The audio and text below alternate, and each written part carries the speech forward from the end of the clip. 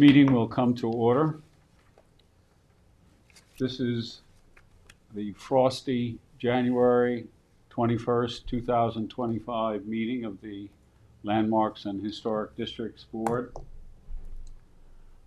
Present are Vicky Kahn, Tim Ganettis, Susan Sherry Clark, Larry Jones, Samantha Malone, Bill Hine, Stephanie Davis, and myself, Ed Wisnowski, as well as our ex officio member, Julie Green, town historian. This meeting is being conducted under New York State and town law that provides for remote and in-person participation. Individuals may undertake remote participation by navigating to the town clerk's agenda and minutes portal page on the town website. Individuals wishing to view only can click on the live link to be found on that page. Individuals wishing to participate with comments can click on the link for that purpose, or otherwise find the link on the published agenda of the Landmarks Board for tonight. For comments, individuals would have to identify themselves by name and place of business or residence for the information of the minutes. Zoom participation is being moderated tonight by Peter of CTV. And if you wish to participate via Zoom, use the chat or raise hand function in order to bring attention to CTV for the agenda item that you are interested in. To reduce wait times, our practice has been generally to proceed with agenda items for individuals that have made themselves known and the agenda item of interest. The first item of agenda for our meeting tonight is the approval of minutes for December 17th, 2024. Stephanie distributed them to all members. Were there any further comments? I had comments from Bill and comments from Susan, all of which have been incorporated into a revised set of minutes. So, on that basis, is there further comment on the minutes? If not, do I hear a motion to approve? Moved by Vicky, seconded by Susan. All in favor, say aye. Aye. The minutes are approved. We have a number of individuals here for our agenda items, including 602 Montauk Highway, East Quogue, and that was the subject of a construction permit application. And Stephanie, you provided some comment on it. Yes. I'll see if I can get it.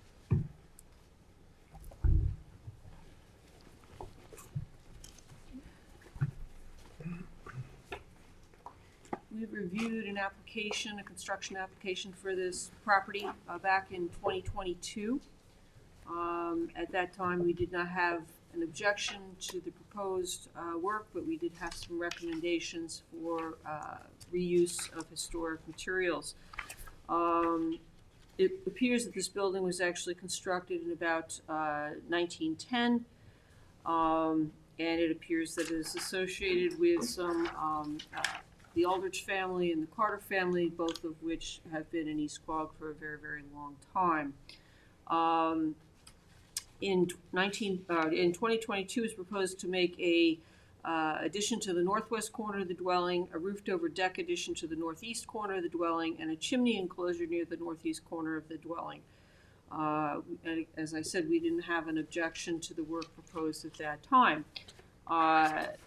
Since that time, the work has begun, but the work is more extensive than the original construction application.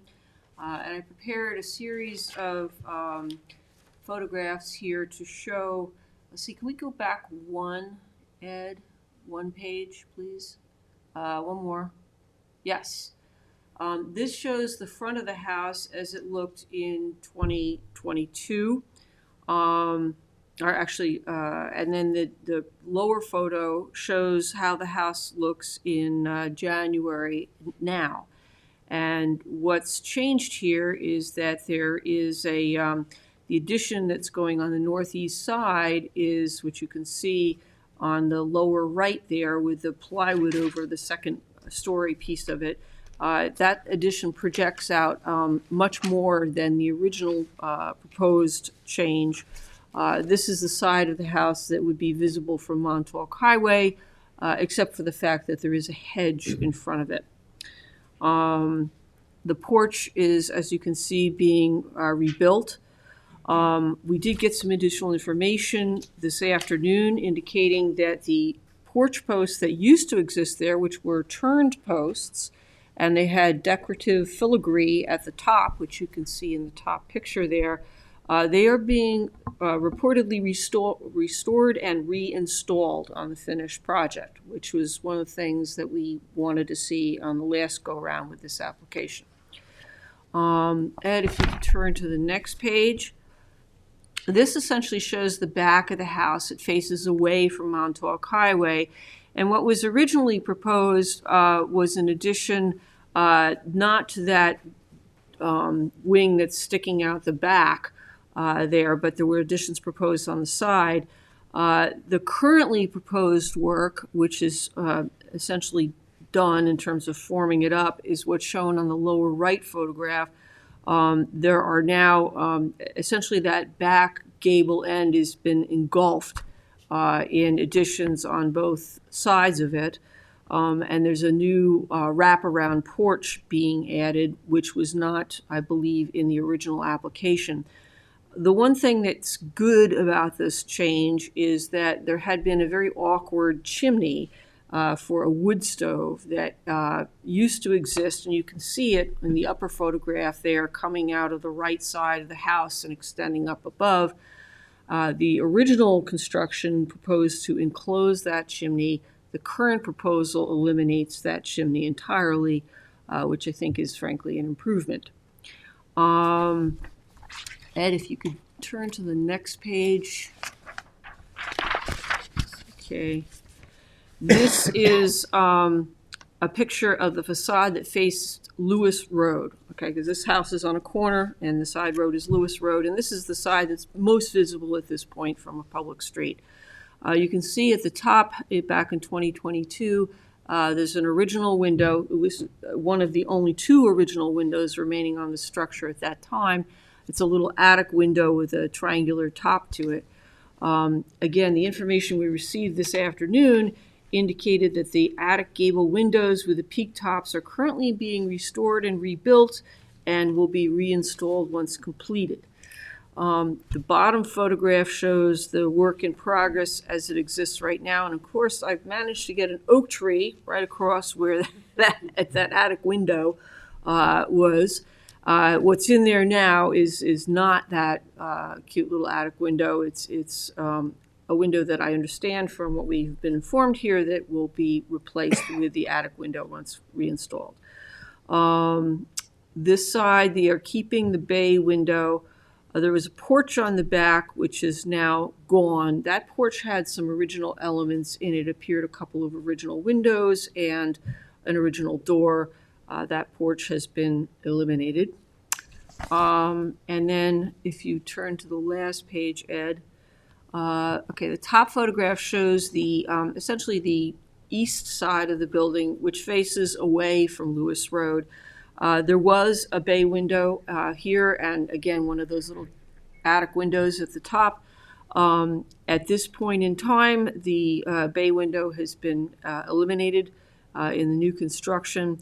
And you can see the two windows at the top for the second story, and there's a blank space where I understand that the restored attic window will be reinstalled.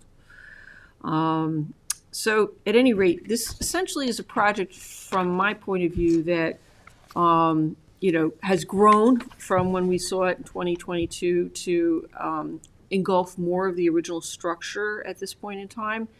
The original structure is still recognizable as a cross gable structure, and with the restoration and replacement or reinstallation of the original attic windows and the original turn posts, it's going to retain some of its historic attributes. But the siding on the house at the time, back in 2022, was non-original.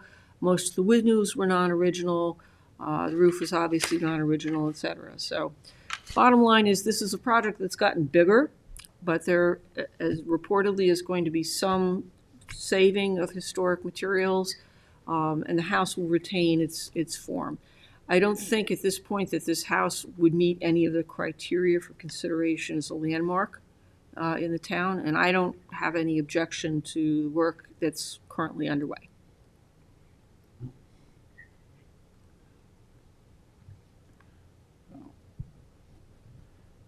Okay, any comments? Some of this is new to some of the newer board members who are not here, but the program for residing the house involves what? It, as I understand, involves shingles. Wood shingles? Yes. Yeah. Okay. It'll be white.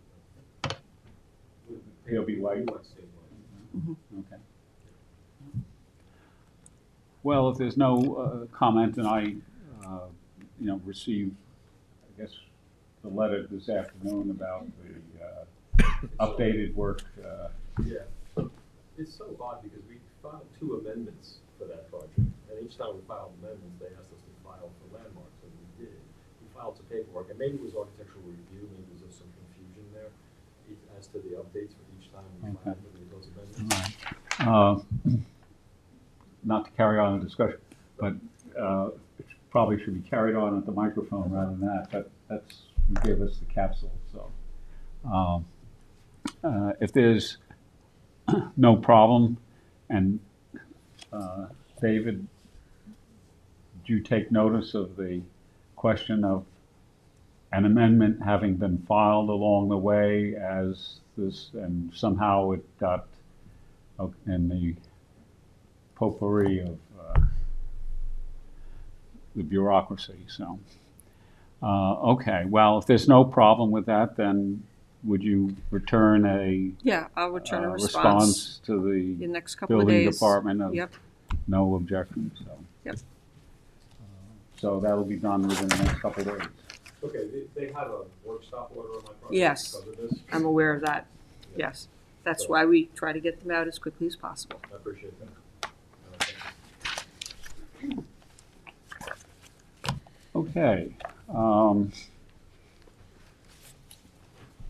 839 Ocean Road.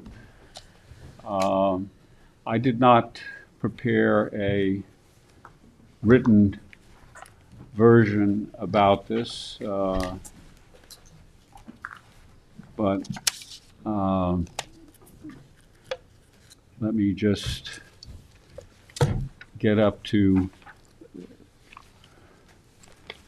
the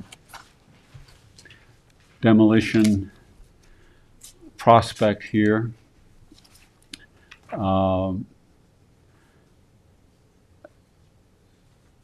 This house is dated 1922 in the assessor's database. It's located on, quote, Ocean Road, which is and was one of the grand avenues of the Bridgehampton hamlet in the 19th and early 20th century. And the location of it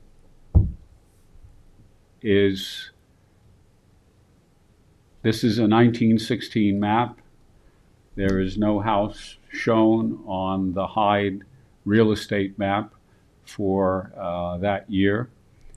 The property is listed in the ownership of Frank Bradley. It would actually, I presume it would be Frank Bradley Jr., but I'm not sure about that. Frank Bradley Sr. was in Bridgehampton for a short period of time and then relocated to Connecticut, but his son and daughter-in-law stayed in Bridgehampton. Frank Bradley Sr. was a pretty big wheel in the construction of the New York City subway system over a number of years, and had been a noted person. In any case, Jenny Bradley, which you see as a name further up here, that was the wife of Frank Bradley Jr. And they're in the census during the 1920s as a point of locating them here. Frank Bradley, whatever, I could not find any evidence of the sale of this property. The next recorded sale, or the next recorded event that I found associated with this location, was the draft registration of a fellow named Larry Brown in 1942. So between 1922 and 1942, there's no connection of ownership in a sequence. This is the 1930 map, and it indicates a house in place. The first element of the house that we can identify in terms of its presence. Not a lot of development around. These are open farm fields. The 1938 map shows much more extensive development, as well as products of the building in the more estate characteristics of Bridgehampton. Here there is more of a cluster of other buildings and structures. It turns out in the 1940s and 1950s, Larry Brown is a chicken farmer. So I don't know if he built these things. It doesn't look like it. It looks like it was built before he ever showed up. He shows up, I said, in 1942 in a draft registration with a Bridgehampton address and the 1950 census at this address. But the 1940 census, he's still in New Jersey. So this is 1938 and the farm buildings are in place. Somebody else was farming there, but who is a mystery at this point in time.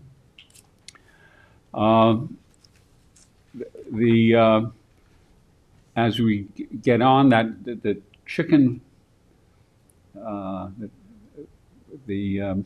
chicken coops still exist and are now a residence on a neighboring property on what is called Silver Avenue in Bridgehampton, and I'll just try to bring that to your attention here.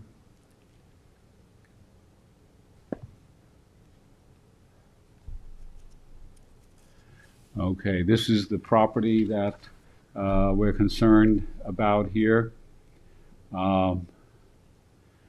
This is the chicken house from the farm that in the 1980s was turned into a residence. Another little historical quirk associated with this property. this house that is associated with the chicken coop was moved from 2.5 miles away in Bridgehampton in order to be relocated there in 1976 or so. So that was a time when you could move houses without tearing down too many utility wires, and you didn't have to worry about cables and other forms of communication. So this house, this property, has undergone a lot of transformation. This originally was a storage shed here, and in about the year 2000, 2003, this was an addition put on that connects this building, which is now garage,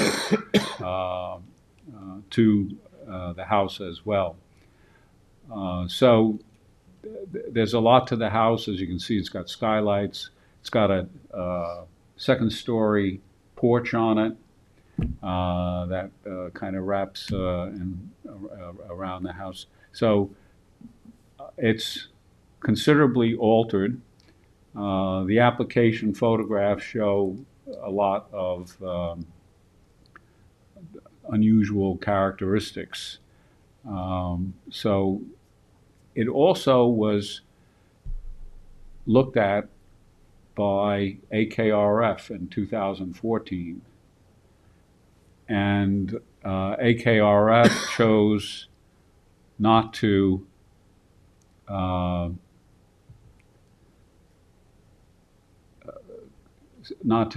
signify it in any architectural way, certainly.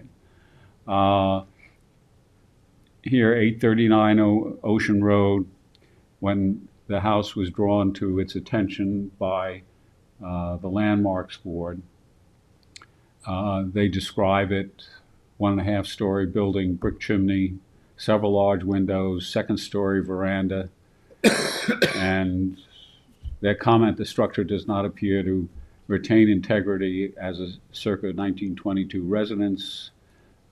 However, further research could be conducted to see how close it is to original condition. But in any way, the consultant did not think it worthy of putting it in the other 1,100 recommendations that it had in the AKRF study of the town's historic resources. And I think there are photographs at the Bridgehampton Museum in Meriwether put together of that structure. There's some young Bradley kids in the photographs and things like that. No. I didn't look at the agenda too closely before. Yeah. So, So. well, thanks for the alert, but Yeah. but from the viewpoint, basically, of the transformations that have taken place in the house and the original consultant's opinion about it as a historic resource, I don't see any objection to its replacement. The application does provide the design of a replacement as well, and the images provided, both interior and exterior, I thought were adequate for the application. Do you have a photo you could just pull up at the front of the house quickly, I mean, without, or any portion of it? It's one, yeah, there we go, with the blue trim. Well, let's see if I can.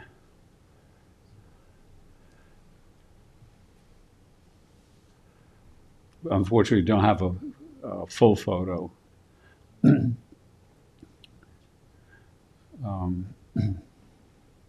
The house is currently occupied and functioning. I was look there today.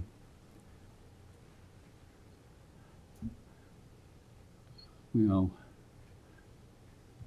have photos by photos are, they're not consistently oriented, so they present a problem. This certainly would not be characteristic of a period piece. The town records show the property ownership in the 1970s as the estate of Henrietta Brown. And by tracking Henrietta Brown in the census, I got to Lawrence Brown, who in his varied career in the 30s had no occupation, had been before that an investment counselor. The family lived in New Jersey up until the 1940s. From there, the property passed to an investment banker who apparently did a lot of the renovations in the starting in the late 1980s up through 2000.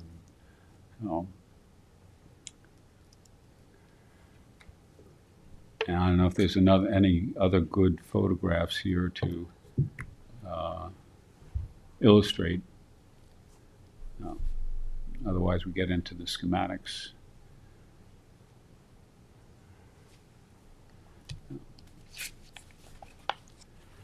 So, any comments on that? So I will then respond with no objection to the application for demolition. And make a note of the chicken coop saga as well. Okay. So unless, Lisa, did you want to? Nope, you covered it all, just so long as you also address the new application. That's just what the building department's waiting for also as well. The demo and then the new application.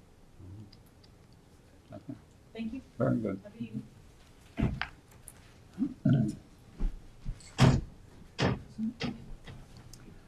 21 Bishop. It's construction. And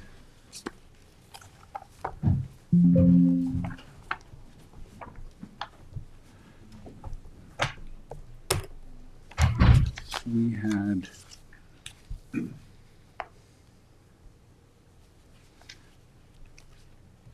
and Bill, you had a short or draft application here, report here. Yes.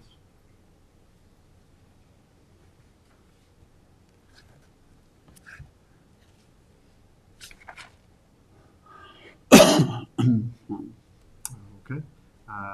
The property presently includes a 2.5-story dwelling with an AYB of 1930, which has had multiple additions and modifications. The 1-story eastern addition was added in 1983.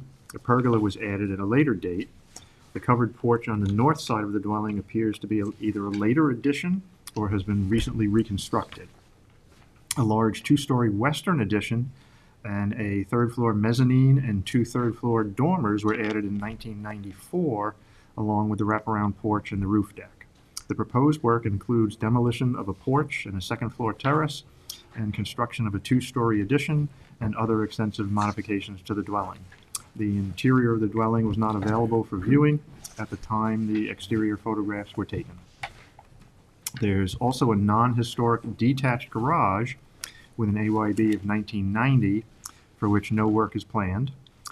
Pool house with an AYB of 1990, a certificate of compliance from 1987, which appears to have been previously a detached 1-story 2-car garage with an AYB of 1930. No longer has any historic qualities or fabric, and no work is currently planned. There's also a pool and patio with an AYB of 1983, a certificate of compliance of 1987, and appears to have been reconstructed in 2006. As well, there's a shed, 2 docks, a gazebo, all apparently with no AYBs and for which no work is currently planned, and none of them are historic. The property is not identified as an historic resource in the 2014 AKRF Southampton Historic Resources Survey, nor is it listed in the historic profiles of Eastport, Spionk-Remsenburg, and West Hampton. The subject property vicinity was originally settled in the late 1800s and early 1900s by members of the Bishop and Culver families, whose names were given to Bishop Avenue and the local area name of Culvertown. The 1873 historic map shows that Mill Road to the north and South Road to the south of the subject property were both present at that time, and that Bishop Avenue had not yet been opened. By 1902, both Bishop Avenue, noted on the map as a private road, and Baycrest Avenue, noted as a public road on the map, have been opened, and the subject property was noted to be owned by T.F. Jackson. No development of the property was apparent, but several nearby properties were occupied by Bishop and Culver families. The 1916 map continued to show no development. The property was owned at that time by William C. Atwater, who was very active in community development. The 1933 Fire District map showed the property to be owned by Ella Mae Stevens at that time, and a dwelling was now present. No record of Ella Mae Stevens was identified in the Long Island surname database or the records of the Greater West Hampton Historical Museum. The property was sold in 1958 by Iris C. Stevens, possibly a descendant of Ella Mae Stevens, to Bernard Clinton Hammond and his wife Marie Hammond, who continued to own the property until at least 1971. Also in 1971, Iris Stevens still owned the property to the north of the subject parcel. Oddly, the property has 4 certificates of occupancy for a pre-existing dwelling and detached garage from 1971, 72, 79, and 83. Usually you get one. It was kind of odd that they kept, for whatever reason, reproducing pre-existing COs. I included current elevation drawings from the extensive modifications and additions to the existing dwelling, and that include floor plans and elevations showing the 1971 and 1993 modifications to the dwelling. I also attached an H.F. Bishop land survey, originally done in 1957 and 1958, and then updated again in 1971. It shows the footprint of the dwelling in 1971, and it does not show the 1-story eastern sections to the dwelling, or the 2-story addition to the dwelling, or the covered porch, so they must have come later. Site plans and architect's drawings indicate that the 1-story eastern addition was constructed in 1971. Additional land surveys and architect's drawings indicate that the 2-story western section of the dwelling and the wraparound porch were added in 1993, along with the 3rd floor dormers and the mezzanine. Due to the extensive modifications and additions to the dwelling, and that the original mass is no longer recognizable and no historic fabric is remaining, this property does not meet any of the criteria for consideration as a landmark under the Towns of Southampton Code, so I recommend to the Landmarks Board that we have no objection to the construction application. All right, thanks, very thorough and extended description. Are there any comments from colleague board members on this? So if it's the consensus of the board for no objection, Bill, would you do the honors on that? Thank you. So you will send a recommendation back within the next few days to the building department.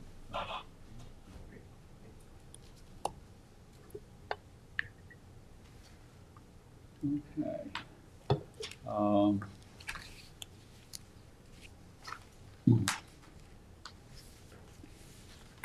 We have an interest in North Sea Road landmark. Oh. 1063 North Sea Road. and company. We're together. Oh, okay, all right, so, all right, Psychological. so that, okay. So that's 18 Flying Point, Yes, yep, that's right. which is not on this list. It's not on the list? Oh, no. Well, I mean, it's not on the sign-up list, so Oh, that's led to the confusion, but why don't it's we, all interesting anyway. okay. Why don't we take that up as the next item for our discussion? I did send around a suggestion that because of the novelty of this application for a landmark, that we not do it in one meeting and do it in two, because there are implications by virtue of the novelty that would affect future business of the Landmarks Board. But why don't we first just generally talk about what the project is, if you would, Vicki? Sure, sure. You have Susan's report there, because we've got some very good photographs, historical information. As Ed mentioned, this application for landmarking is for the Diamond Barn at 18 Flying Point Road. And now, this is a 1.8 acre property that's accessible from both Flying Point Road and Diamond Court. So our review is preliminary. We also expect to have some more historical information, some documentation from previous residents for our next board meeting. So we're not going to take any vote this evening. And the applicant is actually here tonight and available to answer questions if needed. So a brief background. Back in January of 2023, the Diamond Farmhouse, which is located at 14 Flying Point Road, was landmarked. Now, the Diamond Farmhouse was built around 1883 for the family of Isaac Conklin Diamond, and the Diamonds operated a dairy farm, and the farmhouse is what was relocated to what is now 12 Flying Point Road. So the original Diamond Barn was built by Isaac Conklin Diamond around 1897 as an auxiliary building for the Diamond Farmhouse. In 1915, a new barn was built, and since that time, the barn has had numerous owners, undergone significant renovations. The Diamond Barn has an AYB per the assessor's office of 1989, probably because that was the year that the barn was converted into an art studio and was granted its very first certificate of occupancy. So that's the first sort of legal record that we have. But the 1902 maps, the 1916 maps clearly show the barn and the outbuildings at 14 and 18 Flying Point Road. Charles Conklin Diamond, it's 1858 to 1921. He was called the dairyman or the general farmer on all the census reports. And later his son, Charles Edwin, operated the farm, the property as the Clover Farm Dairy. And apparently that dairy farm prospered and was notably one of the very few to actually have electricity, which was installed in the new Diamond Barn in 1919. But increasing government regulations on dairy farming put pressure on the industry, and Charles Edwin sold the dairy operations in 1925 to Edwin Schenck. Charles Edwin later ran a potato farm. He went to Cornell University. He became very active in local community affairs, both as a businessman and as a director of the First National Bank. He also swapped land so that the Southampton bypass, Route 39A, could be built on a portion of Flying Point Road near his farm. The barn and the outbuildings at 18 Flying Point Road are visible on the aerial maps through 1984. Then in 1985, the estate of Charles Edwin Diamond, the son of Charles Conklin Diamond, subdivided the 98-acre parcel into a 4-lot subdivision, including the 7 ponds and watermill that was accessed by Diamond Court, also known as Diamond Court or Mill Farm Lane, and a few other roads. 18 Flying Point was the rear flag lot, lot number 2, with the circa 1915 Diamond Barn, and that was sold to Lynn Hefner Ferrante, who was an artist and a writer who renovated the barn and converted it into an art studio and residences, and sort of inaugurated the Diamond Barn's conversion from agricultural to cultural use. Lynn Hefner Ferrante was a professional artist. She trained at MoMA, the Pratt Institute, and the Art Institute's League, the Art Students League. She was so enthralled by the barn, in fact, that she documented her first visit in a book that she wrote in 2013 called An Untenable Fragrance of Violets. And she says, I have to read this, I thought this is beautiful. Behind the house is a barn, immense and spreading, compiled of 4 attached structures, including a separate chicken house, loose and ramshackle and quaint, and a shed at one side, and far to the left, a separate barn listing to one side, as big itself as homes I have lived in, 8,000 square feet. Ms. Ferrante still lives on the East End, and actually, we are hoping, she's about 85 years old now, and we are hoping that she is going to bring, for the next meeting, the actual drawings of the barn, so we can see exactly how it was reconfigured and transposed into the art studio. But we do have, in the narrative here, we do have some photographs of the interior of the barn. Ms. Ferrante lived in the barn with her husband Joe and her mother until 1996, when she sold the property to Ronald Buckner, who was an East End photographer. He's a member of the East End Photographers Group, and his wife Carol, who was a real estate agent. The East End Photographers Group was founded in 1988 as a not-for-profit to encourage new photographers to display their work. And they're very active. And then in 2004, the sculptor and professor Hal Buckner and his partner, Dorothy Lichtenstein, the widow of famed pop artist Roy Lichtenstein, purchased the property and used it as a working art studio for themselves and for local artists and sculptors.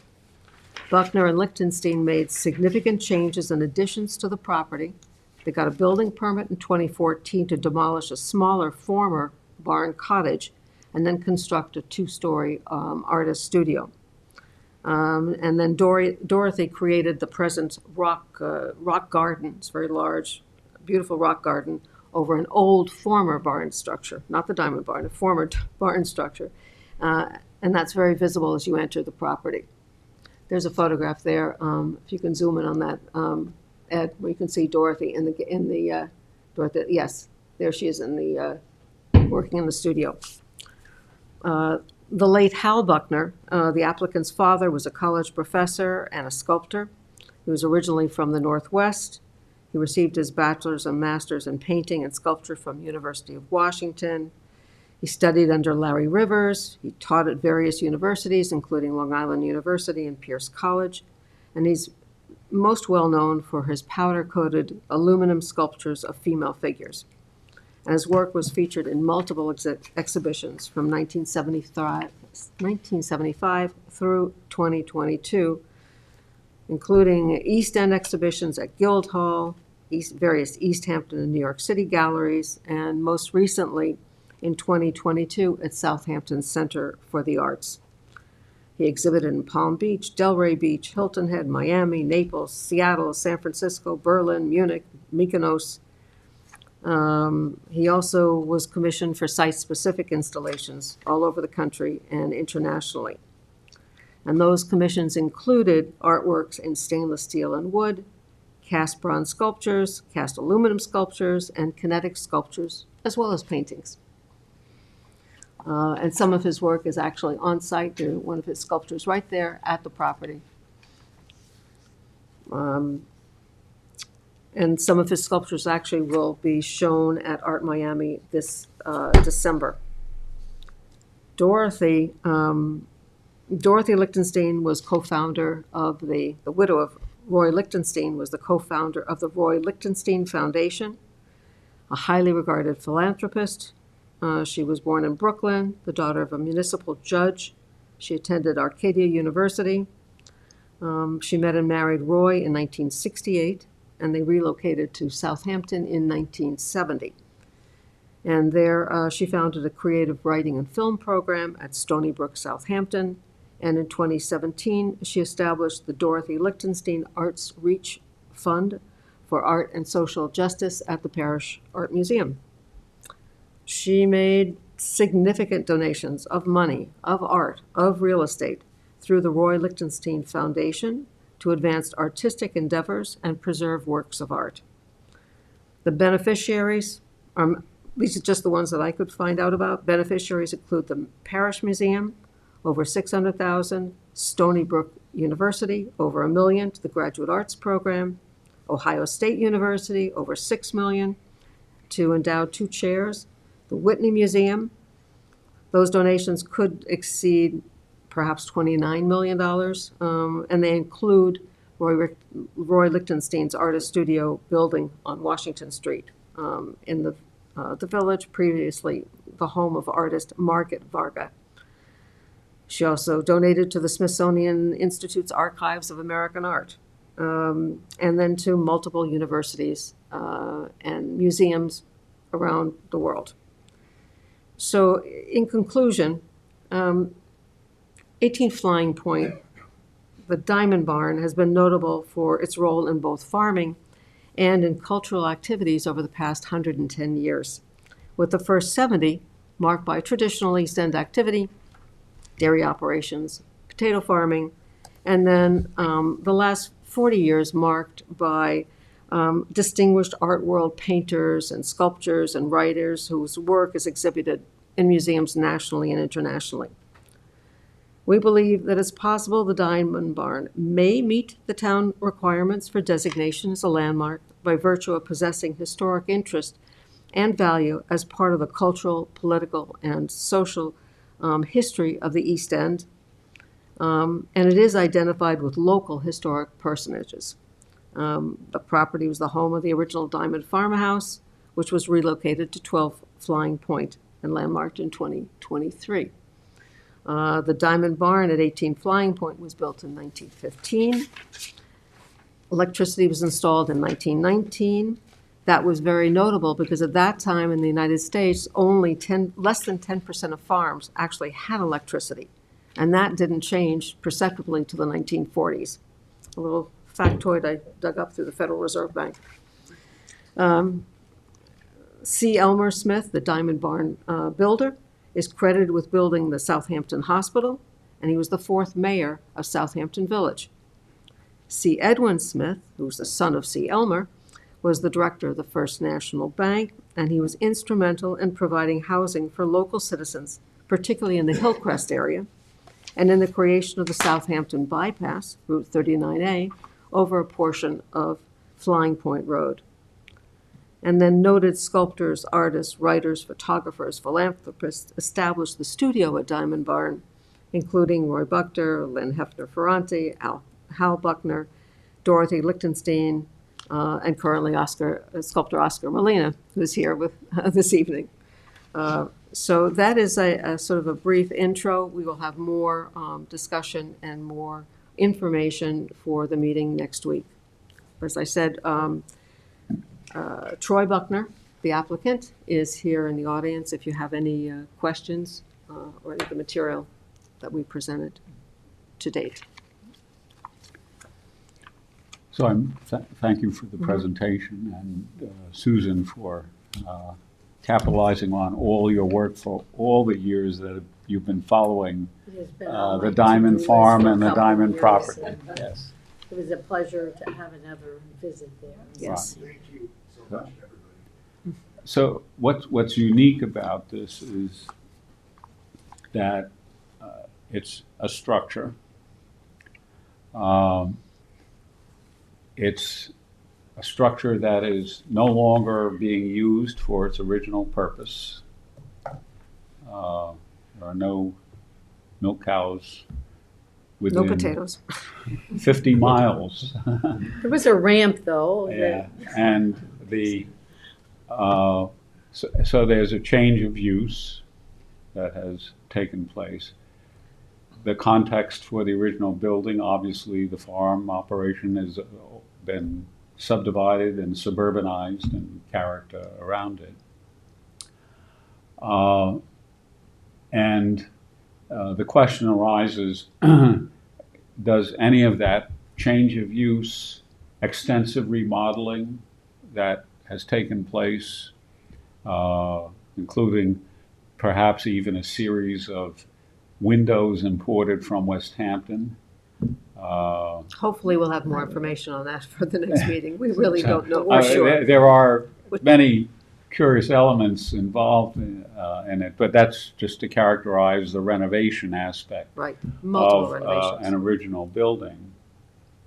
And the question is, does that jeopardize really or defeat the possibility of seeing it as a landmark to be, or for us to recommend it as a landmark to the town of Southampton?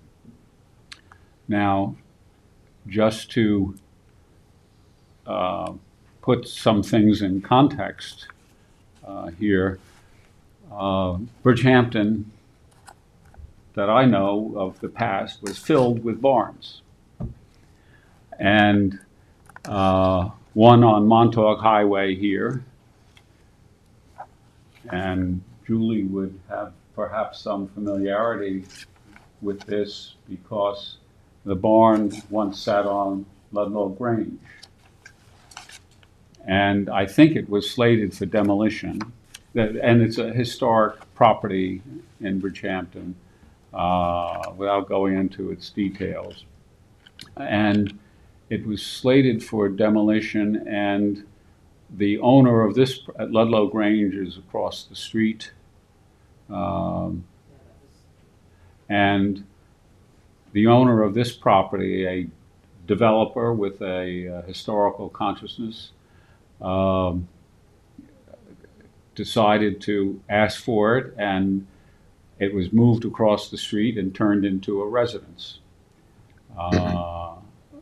And exists that way today. We reviewed that building in Bridgehampton for additions that were made, for alterations to a barn as well. So something like this fits, in this case, a residence model of a transformed use and additionally renovated over the years, yet an object of some particular historic interest as well.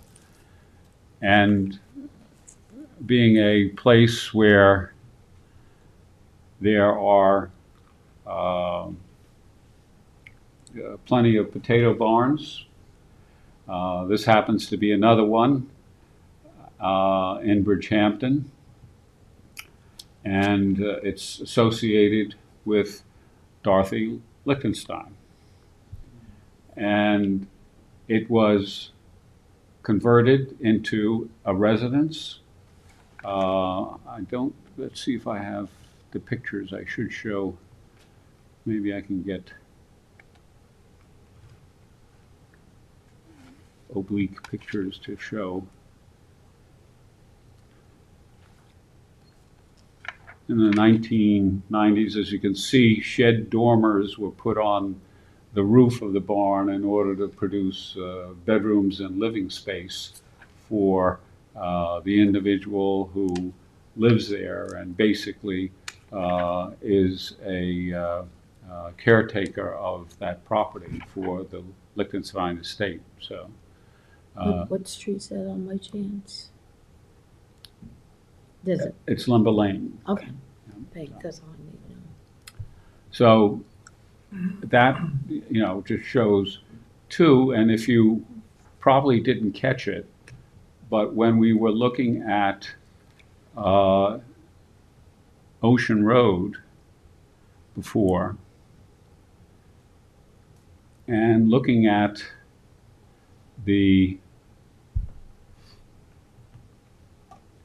comments on 839 Ocean Road, look above and you see 3 barns along Ocean Road converted, a wood shingle clad barn converted as a residence and/or studio. The building has large windows, altering the character of the original structure.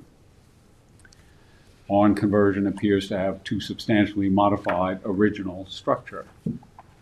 488 Ocean Road, wood shingle clad barn, etc., as a residence and studio, appears to have major alterations. And the same thing for another barn, 3 former barns made into residences along Ocean Road.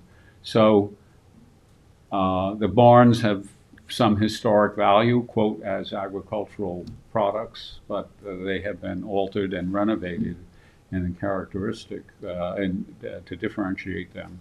So the question is, if we do one, is there the implication that the others basically would potentially be evaluated and qualify for scrutiny as a possible landmark?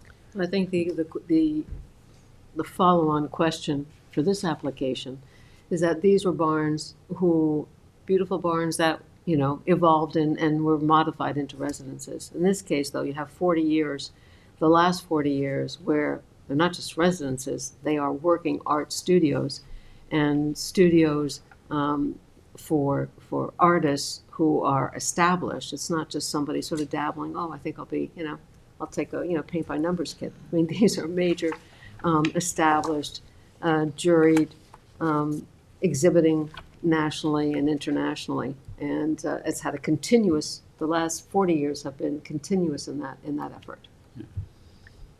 And also, it's the Diamond Dairy Barn, and the house has been landmarked, so I think it's more Complementary to the- distinctive than just the generic Right. barn that's been altered That was our and feeling. turned into Right, a yeah. residence.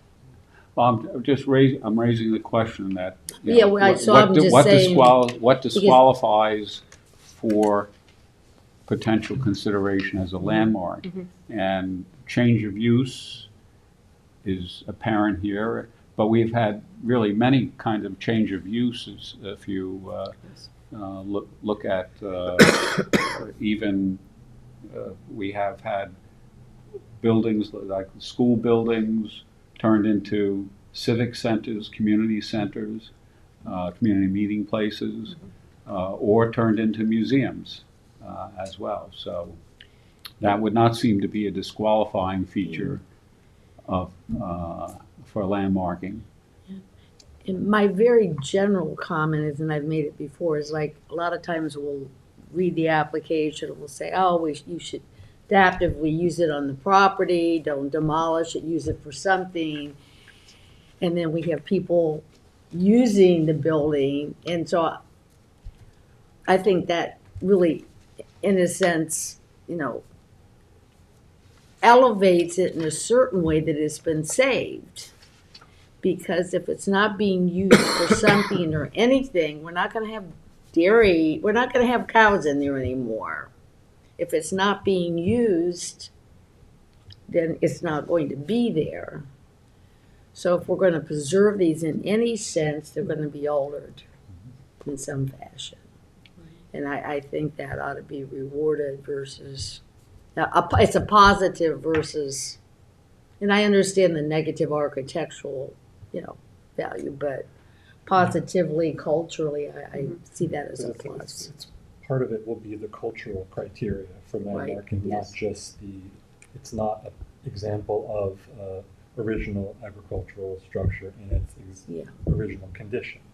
So I think because of that cultural aspect, which I think would be really hard to duplicate to a level where it would be difficult for the board to handle all the influx of barn conversion applications, because we won't have that many world-class artists with 40 years of history behind it that we'll be able to handle that, I think.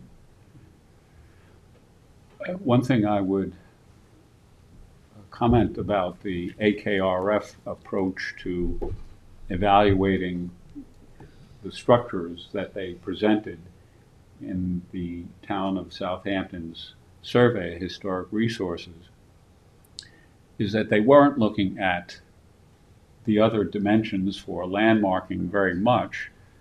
They were emphasizing architectural Right. condition and how much it might fit some ideal model given the passage of time and change that might have taken place. And that was kind of the more narrow focus, I think, for, if you look at our criteria for landmarking, it has all the elements of how it might have contributed to cultural and economic history of the town and the state, as well as the nation. So it's a broader context for looking at, what we might recommend, I think. I think sometimes in their comments, they would say that, this is what we think. However, if anything, more research is done and anything is found, because there's no way, doing the 1100, that they would do the in-depth, Right. And if something would be in the whatever, they may not even looked at the names who owned it. They may not have even seen that. They looked at the year. Right. And a picture. If they couldn't see it, didn't have a picture, couldn't find their picture, they just went to the 2002 or 2003 town tax picture, and used that as an evaluation. So, anyways, I think so. They did say, and Vicki did a lot. Did all the cultural information. And I think what she found was really I think it was also fascinating that this comprehensive and- particular property had so many forward-thinking people associated with it. It's rather remarkable. You've got folks who are very community-minded. You've got, the Diamonds who are busy, swapping property to make sure that we get the 39A, that we have, the community has a thoroughfare that works. You got another one who's a director of a bank who's trying to help local people get housing. Everybody's involved in something in some way or other with the community, and even the philanthropy that took place here also was connected with the community. It all involved the East End, and this is what we are here about in this board, is the East End. think too, and I didn't read all the articles, there's so much online, artistically, that I just sort of got a synopsis, but I think there was like an open house, an open studio type presentation a couple summers ago, where people, the studio grounds were open for people to come and visit. Was there some type of? We had quite a few things. Troy, you're gonna have to Why come don't up to you, the podium. I think, come up to the room here. Sure. I And mean, take- I'm and- going community You need to take benefit. a mic. And just, there's a mic on the table. This chair on the left has Right the, here? yes, has the, according to the note I got, has the best camera and angle. Oh, great, the best camera Well, angle. introduce yourself. Thank you. I'm Troy Buckner, owner of the property now with my brother as well. And yeah, we did have quite a few different cultural things that I think people would think would be significant there. There were, different dinner parties with, I remember one for the Massachusetts Museum of Contemporary Art, where, we had quite a few different people of the arts there. Jeff Koons and different artists like that would come, and Robert Rauschenberg was a guest. A lot of different people like that, and but we would have different open houses though for my dad's work. Yes, and usually just kind of more private things. But yeah, definitely a lot of different people coming and going that I was sometimes surprised that were there. So and I'm happy to answer any questions anybody has. I'm so impressed with everything everybody's done here. You know, I can't thank you enough for all the, it's just fascinating for me to hear about all this. And um, I, I've been in touch with Chris Diamond, who's, I think, trying to get some more information, and also Mrs. Ferrante with the architectural plans. I'm meeting with her, and she was going to bring me, I couldn't believe she still had them, but she has all the original plans that she'd done in '89 to change the living structure. It's more the living part that has been, altered more, I would say, Than the barn. than the big, Right. beautiful barn. Yeah, really, yeah. She Yeah. describes it very well in one of her, 24 feet up, I don't know, it's just. Yeah, kind of. It's immense, cavernous. It's also very.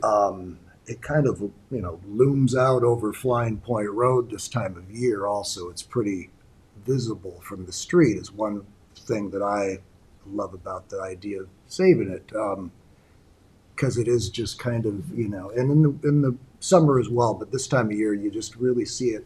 If you come down Bowers Lane and just right there, it's you can't miss it. It holds its own back there. Yeah, so I'm just trying to there's so much history for me personally. Every step I take around there is personal for me, and but it's a lot, a lot to take on. So I appreciate you guys trying to help me in any way you can with everything. And yeah, I got off Anybody have any light. questions from?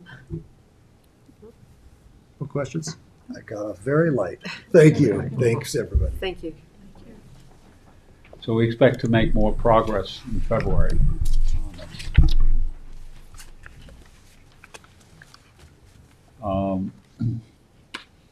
So there's no There's no vote tonight. problem with Vicky and Susan and others proceeding to draft the fuller story for this project?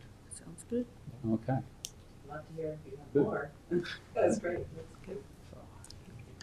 Okay, that I think takes care of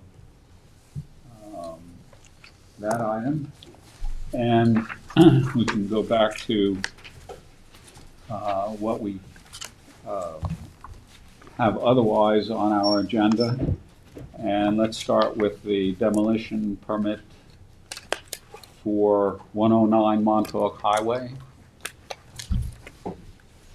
West Hampton.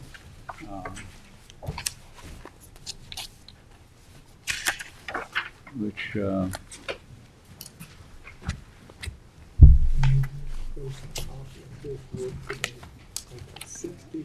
Pages. And I'm going to read every one of them.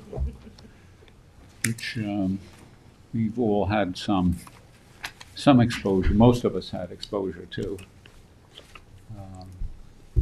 And Bill or Stephanie are, okay, Bill?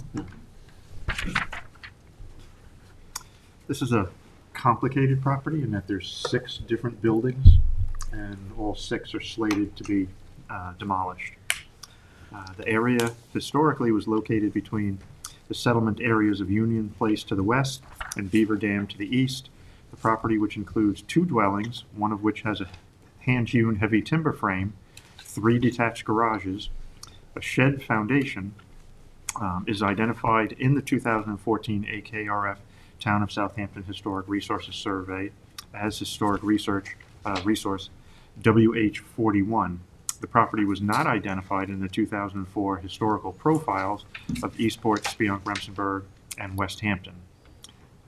One other historic resource, WH40 at 102 Montauk Highway, is identified a short distance west of the subject property.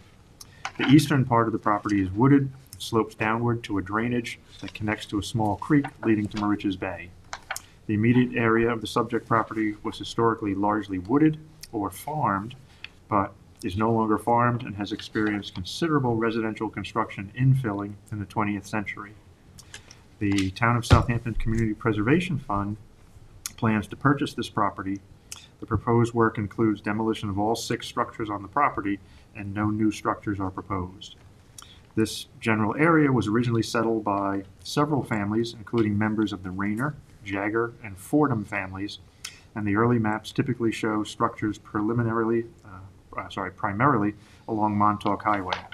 The 1838 U.S. Coastal Survey map shows the subject property as cleared, likely for farming, and one structure that may be on the subject property is shown. This could be the hand-hewn heavy timber frame dwelling. The 1958 map indicates the property is owned by A.J. Jagger, and at least one structure is shown on the subject property. Several buildings are noted at the approximate location of the subject property on the 1873 map, but there is no indication of property ownership shown on the map. The 1902 and 1916 maps show the property is owned still by A.J. Jagger. Several buildings are now present and may be located on the south side of the property.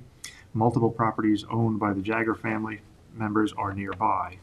In 1930, one apparent dwelling, likely the hand-hewn heavy timber frame dwelling, and a second building to the east, likely the remnant shed foundation present today, are shown on the subject property.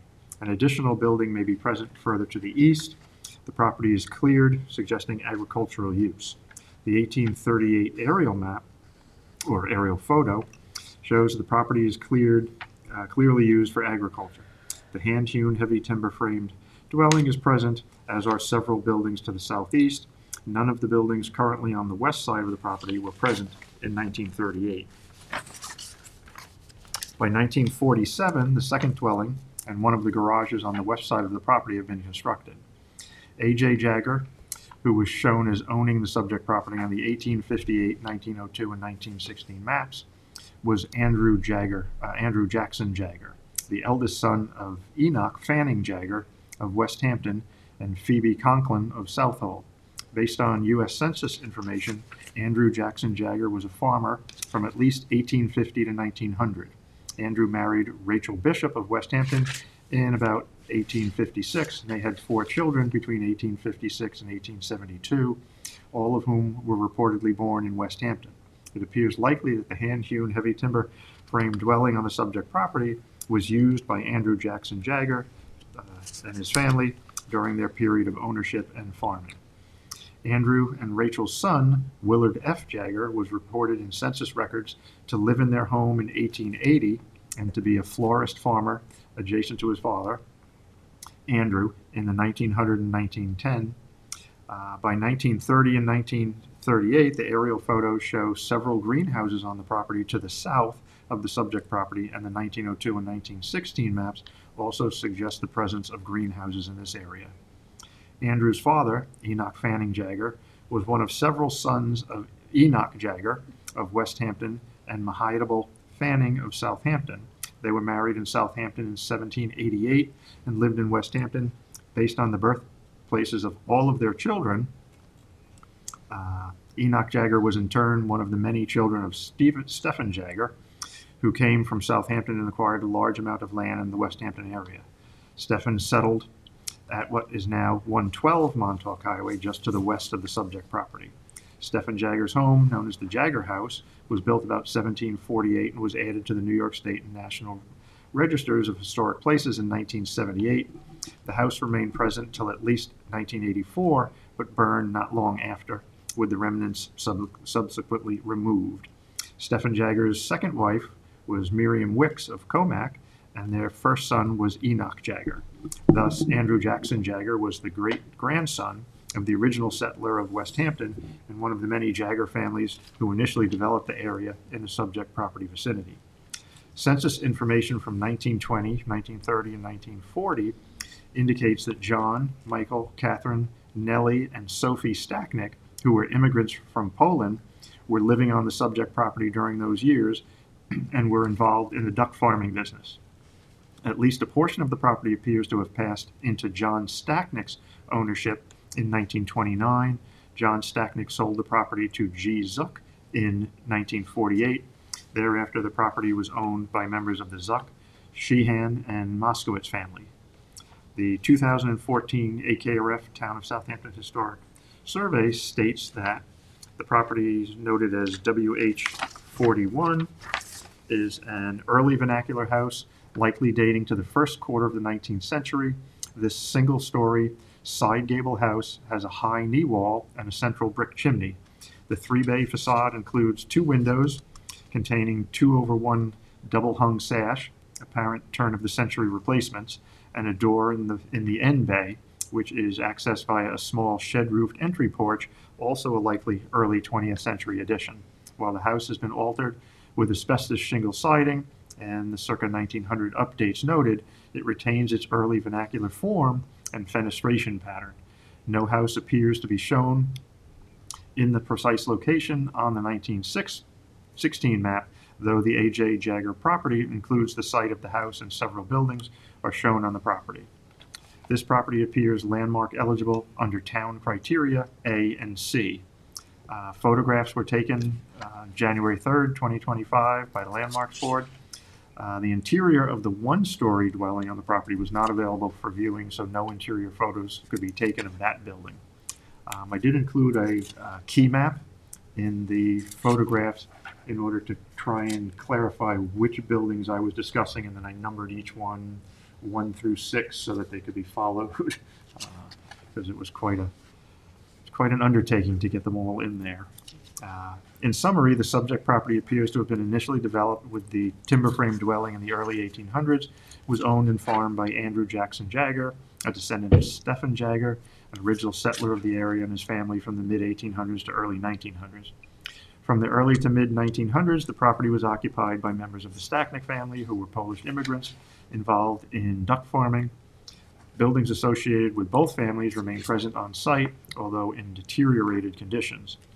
If the buildings were not in deteriorated condition, this property may have met one or more of the criteria for consideration as a landmark.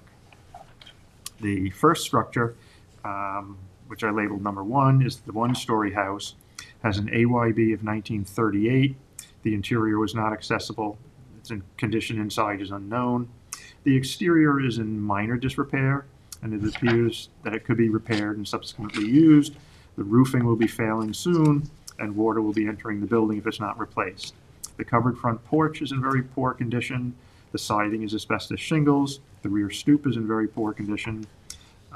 Having gone into the basement, we did see rough sawn floor framing as we were down there. The Landmarks Board should have no objection to the removal of this structure, as no exterior historic fabric is remaining, and the buildings do not appear to retain any historic significance. The oil tank, the asbestos pipe insulation, and the asbestos siding should all be properly removed and disposed of. The second building is a detached garage behind that house, has an AYB of 1938.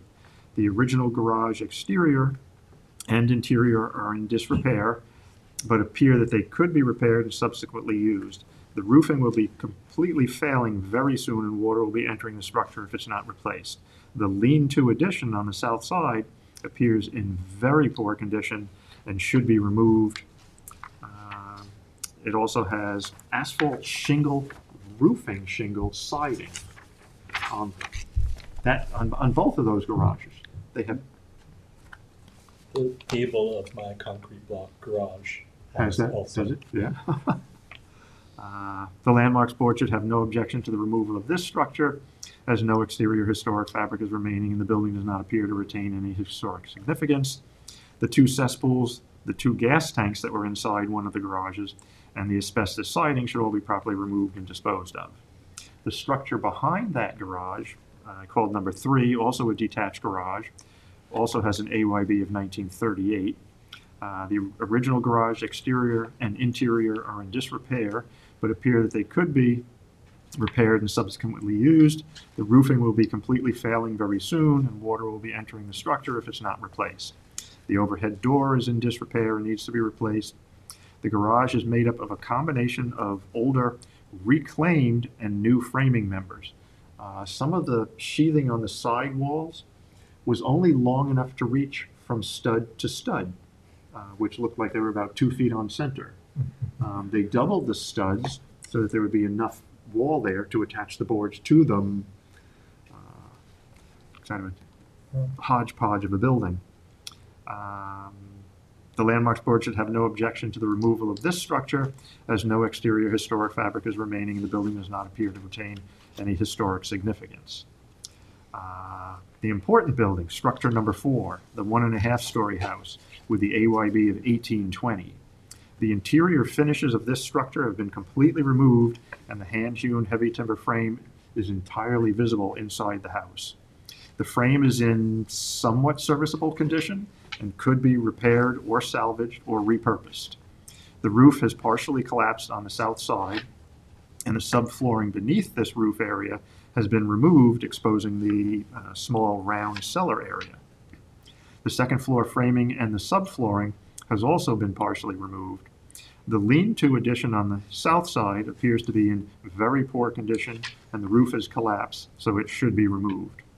The siding on this building is asbestos shingles. The covered porch on the north side is in very poor condition. The porch floor framing and floor were previously reconstructed and are in very poor condition again.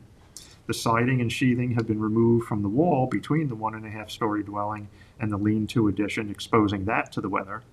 Behind this asbestos siding are deteriorated wood shingles above the brick foundation wall. A clay drain pipe is being used as a flue pipe. There's an original brick chimney, fireplace, with an extensively corbelled brick chimney. In the photo of at the upper photo there, they couldn't make up their mind where that chimney was going. It goes in every direction. And you'll see on the lower picture, I noted 2 of the thimbles in it. It's not that big of a chimney. It has the fireplace and 4 thimbles going into the same chimney. The roofing lath is a very wide plank live edge board. The flooring is wide tongue and groove boards. Corner framing has diagonal bracing. The poured concrete stairs are in a brick areaway. A cellar with a curved brick wall is beneath a small portion of the house. We noticed slashes were used to identify the beams, probably from when they originally did the construction. The electrical panel is in very poor condition. Although the building has historic significance, the Landmarks Board should not object to the removal of this structure, as no exterior historic fabric is remaining and the structure is in poor condition. The oil tank, the well, the cesspools, and the asbestos siding should all be properly removed and disposed of. I felt that the Landmarks Board should stress that the hand-hewn heavy timber frame should be salvaged and repurposed in some way. The 5th building, number 5, with an AYB of 1938, was a shed. In the upper photo, you can see in 2014, they were rebuilding the shed. We had a tornado that went through there? Yes, tornado. A few years ago, and probably at that time, it huffed and puffed and blew that building down. The walls are still laying on the ground there. There is a foundation, and it has a slate floor set in concrete. So the wood frame portion of that structure is completely collapsed and only the foundation remains. The Landmarks Board should have no objection to the removal of this structure, as it really no longer exists. The 6th structure, a detached garage with an AYB of 1900. The original garage exterior and interior are in very poor condition, and it appears that repairing the structure would be a massive undertaking due to the south roof collapsing and the floor beneath it collapsing. The lean-to addition on the south side appears to be in very poor condition, and the roof has collapsed, so it should be removed. It has a very interesting mock stone veneer on the foundation that I feel was not original and appeared later. It sticks out several inches beyond the siding. I'm not quite sure what that was meant to be. The Landmarks Board should have no objection to the removal of this structure, as it is in very poor condition and little exterior historic fabric is remaining. the barn doors might be salvaged and repurposed.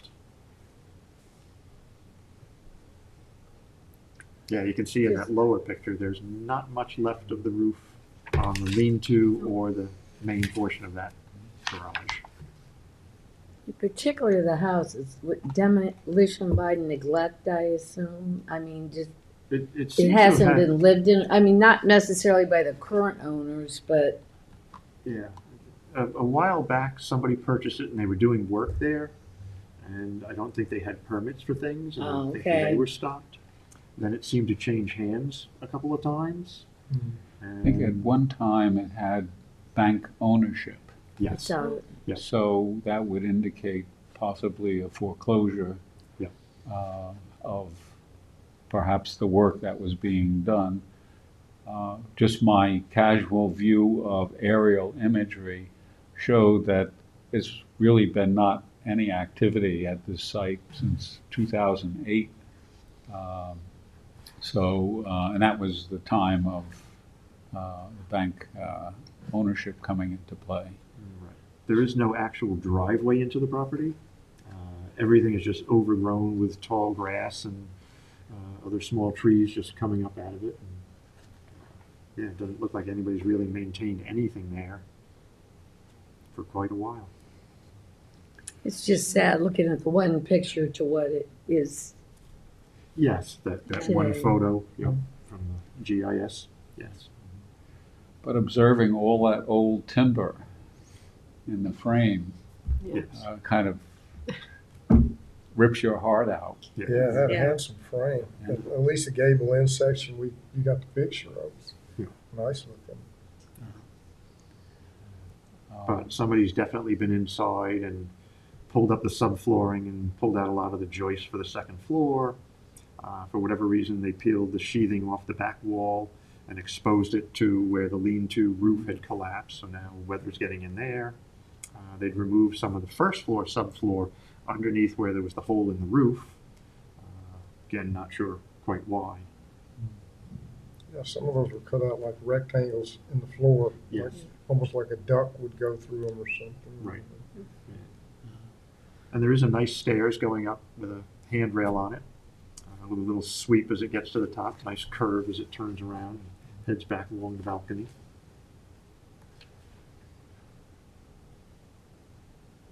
Yeah, and there's another stairs in there just laying on the floor. I couldn't quite figure out where that came from or why it was there.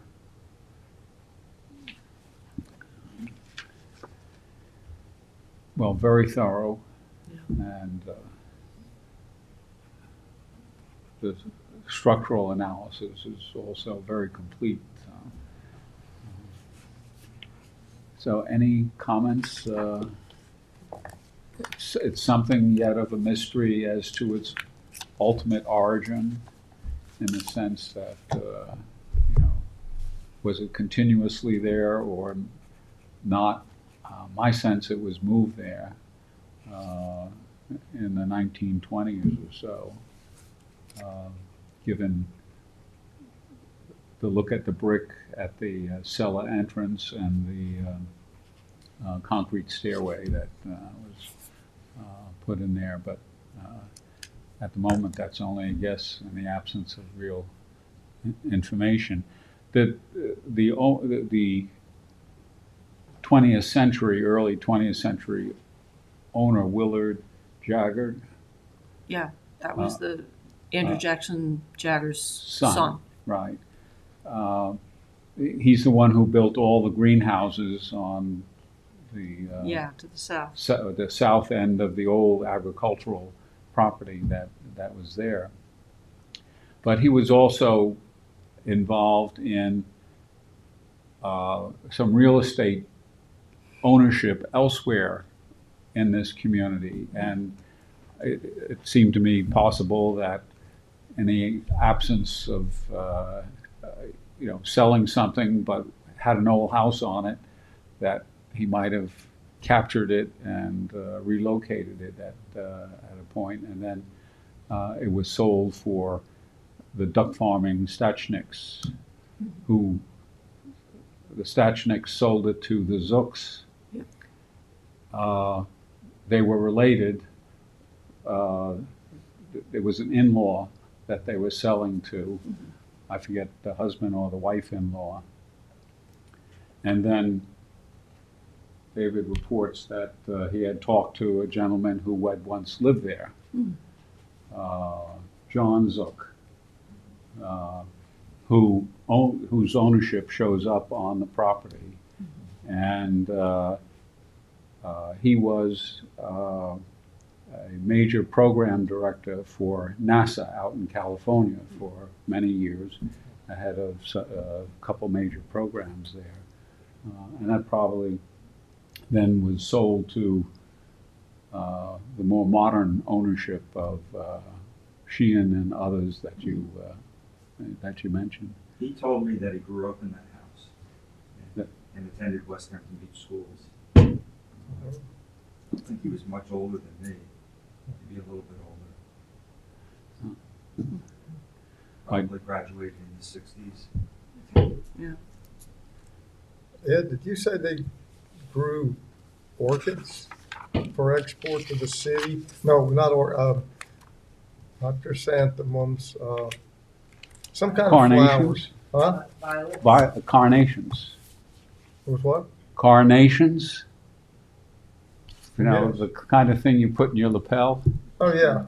Yes. Yeah, carnation, yeah, I know. Yeah. I think that's what must have been what it was. He was regarded as the major grower for the New York markets of carnations with his greenhouses.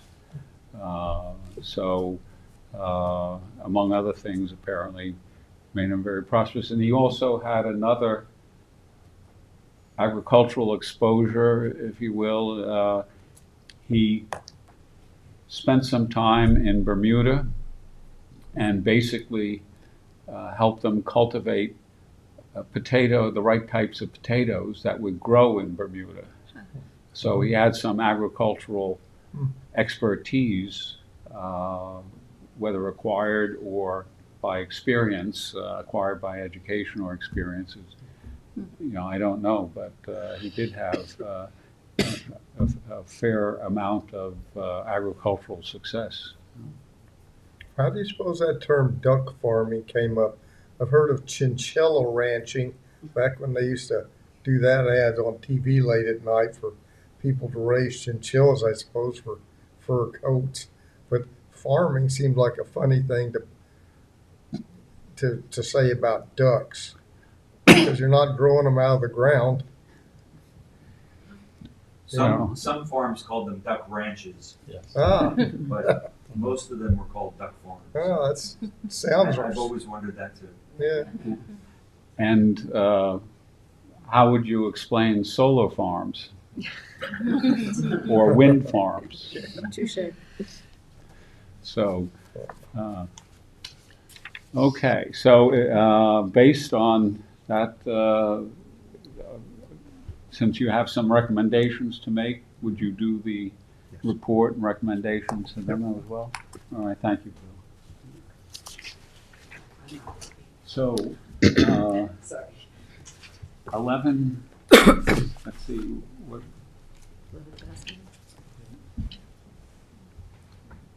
see, we did Basket Lane?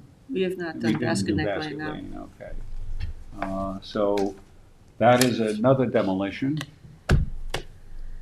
Yeah, I think we did this as a group report, so I'll start with history and then pass it off to Bill and Larry for the photos, et cetera. This is a house that was built in 1921 by Gilbert C. Halstead Jr., who lived in Brooklyn. His father lived in West Hampton Beach, and Gilbert Halstead Jr. was marrying the daughter of Henry Royce, Marjorie Royce. And he had this house built for her in 1921 as a wedding present, or so the story goes from Meg Winslow, and it's documented or backed up by several little newspaper articles I was able to find in the County Review. The house was built by Charles Terry of Remsenburg, and Earl Bishop, once one of the many bishops of West Hampton, did the masonry work. and this was for both the house and for the garage. The Halsteads, I remember the house that they used to have down on Fish Creek. They lived in this house for a number of years, and then they eventually built a larger house nearby on Fish Creek. They would come out to this house in the summertime, use it as a summer home. After they were done with this house, it was sold to Helen Beinecke, who didn't live in the house, but she used it as a rental and for people to stay in, etc. Helen Beinecke apparently eventually sold it to James Normile, who now lives in West Hampton, and he sold it to the Winslows in 1995. The house has been modified a bit. It's had a few additions on it. It's had the new cellar put in, which was done before the Winslows owned it. At any rate, that's essentially the story of the history of this house. It was one of several that were built in that area of Basket Neck Lane at the time as summer cottages for people to live in. And we've previously reviewed one of these at the end of Nickerson Lane, which this is the side street here is Nickerson Lane. And that one unfortunately was torn down. But there are several other similar homes in the immediate vicinity that were built as these summer cottages. So with that, I'll turn it over to you guys to talk about the structure. Yeah, anything you want to fire away on? I think it's that the house is in amazingly good condition. That and the garages, both of them were particularly well maintained. There's hardly any peeling on the shingles. There's what is like 10-inch exposure to weather on the wall shingles. They're very smooth and 6/6 windows for the most part, and they all have been kept in good working order for double hung windows with their ropes and weights. And the house is sweet. I should be in the salvage business. Let them move the darn thing. The house and the garage, it's never profitable to move a garage unless it's a nice barn. But this structure, because of the linear nature of it, be easy to move. It's a sweet house because it's had so little wear on it. Floors show no wear inside other than light and dark spots where rugs used to sit. But a delightful house. Do you remember what the name of those windows when you lay them on the side? It's in Big House, Little House, Outhouse Barn, that book? Yeah. There was a term for when you add an addition on the end of the house and put the window at the same slope as the roof. Something about witches, I thought. Huh? I thought it was something about witches. Yeah, it could be. It's something had sort of a funny name to it.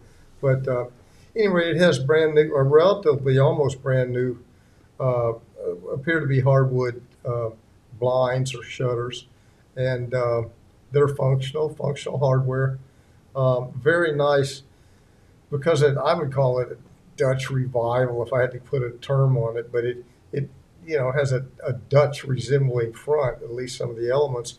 Has a really sweet main front entry that's been protected by the porch overhang since it was put in. So it only has about 2 or 3 coats of paint on it, and it's real ornate.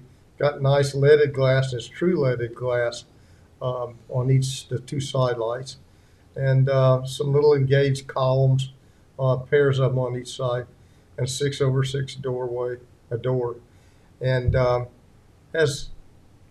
From the 20s, there was a period when there was Kenneth Lynch and Son up in Connecticut made a bunch of this hardware, and it was technically blacksmith made, but it wasn't quite. It gotten more industrialized, but there's some very nice Dutch hinges that are reproduction hinges, but nobody has made those in a million years. And I think that probably came from Lynch.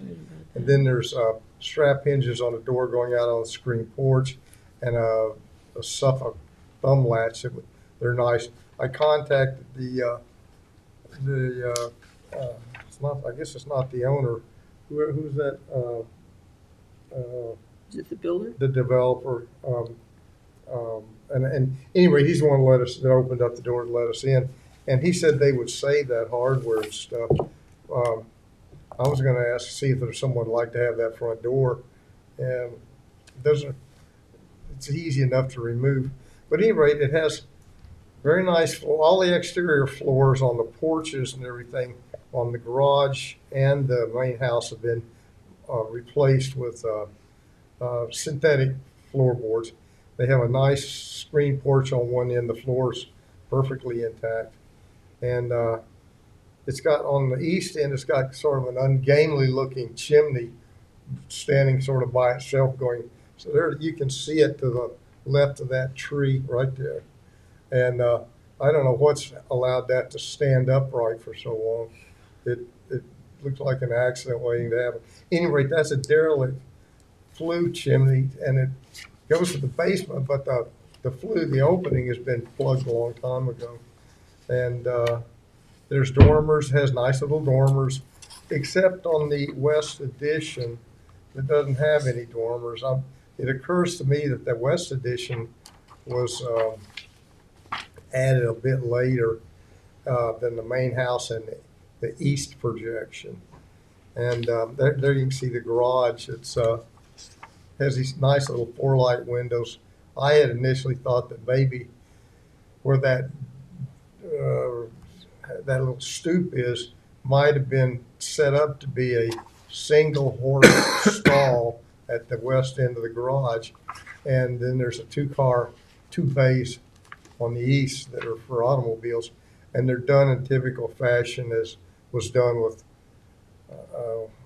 auto garages at the time, and even before, back to buggies, horse and buggies. They love putting in floors that's sloped to a center drain, and I've seen, it seems like they may have, for the when a vehicle's wet, it drains all that stuff down at the drain. But otherwise, if you want to wash these vehicles indoors, you can do that, and the water drains away. So anyway, it's both this. The roof is pretty much shot, but it's not leaking.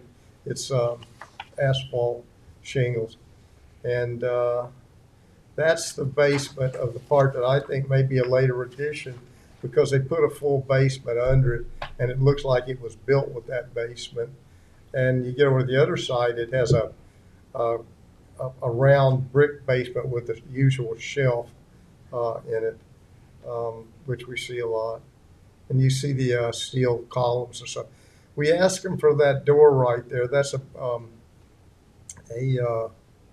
little bake oven door, but it's not an antique. It wasn't like they found it somewhere. So that's what makes me think that a lot of these pieces were reproduction that made like before the Depression. I asked them to save us that, and what they never do is save the pintles, the things that act as hinges that go into the masonry, because they're kind of a pain to get out. But so we'll see if we get those. There's the Suffolk latch, and you're right. And that one is an unusual. That door, that you can't quite see it. You look at that real close, you'll see that door latch is upside down, and it has kind of a funky quality to it. But it has, on the other side, it has very nice Dutch influenced strap hinges. They're not on pintles, they're actual hinges. And it's a 6-panel door. Got funny little dormers. They look nice on the house, but you walk up to them, they're quite small to look out of, and they're located high. The sills, the stool would be about chest height on those. Has a kitchen that's, typical sort of modern kitchen. Has a Viking stovetop range. It's okay. And has a funny porch that's on the gable end of it. Comes out about 4 feet, and nothing wrong with the little porch, except it doesn't really have a rhyme or reason for being there. It doesn't have a door going out onto it, and it has a projection underneath it that it looks like. What did you think that was, Stephanie? You thought? Oh, the backside of the ovens? oven, the wall ovens. And then we asked them to save a newel post upstairs at the top of the stairs. So there it is. And that was somebody's flight of fancy. It looks to be a coconut, that round thing. Looks like it's a sanded and carved coconut. Yeah, I spoke to Meg Winslow about it. It's actually a ceramic object that her husband, Bill Winslow, acquired in Santa Fe. And they had it made into the top It's of the ceramic, newel post. Because Yeah, it was very it's, light when you picked it up. Yeah. But you pick the thing up and it comes out of the newel and it's mounted on an inch thick piece of looks like plexiglass or lucite. And then there's an oval plaque underneath it. And as a salute to somebody's handiwork.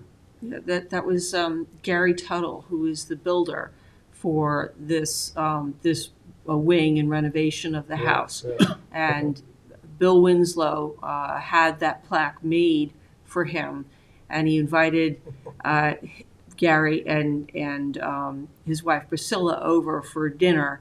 And after dinner, he says, Yeah, "I got invited one more thing I have to have you do." And he took him upstairs and showed him the plaque, and he had him screw the plaque into the newel post. It's fun. It was up, if you could say a house is sort of loved by this house seems to have had a pleasant run since 1921 or 20, and has been in a way lovingly maintained. If you can Yes. say that about a house, Has been. and very nice. There's that sloping window, and any rate, it's too bad it can't be moved. It makes someone a very nice home, but it's easy enough to move, but there's no cheap land. It's not, you end up dragging it down, send it to Riverhead.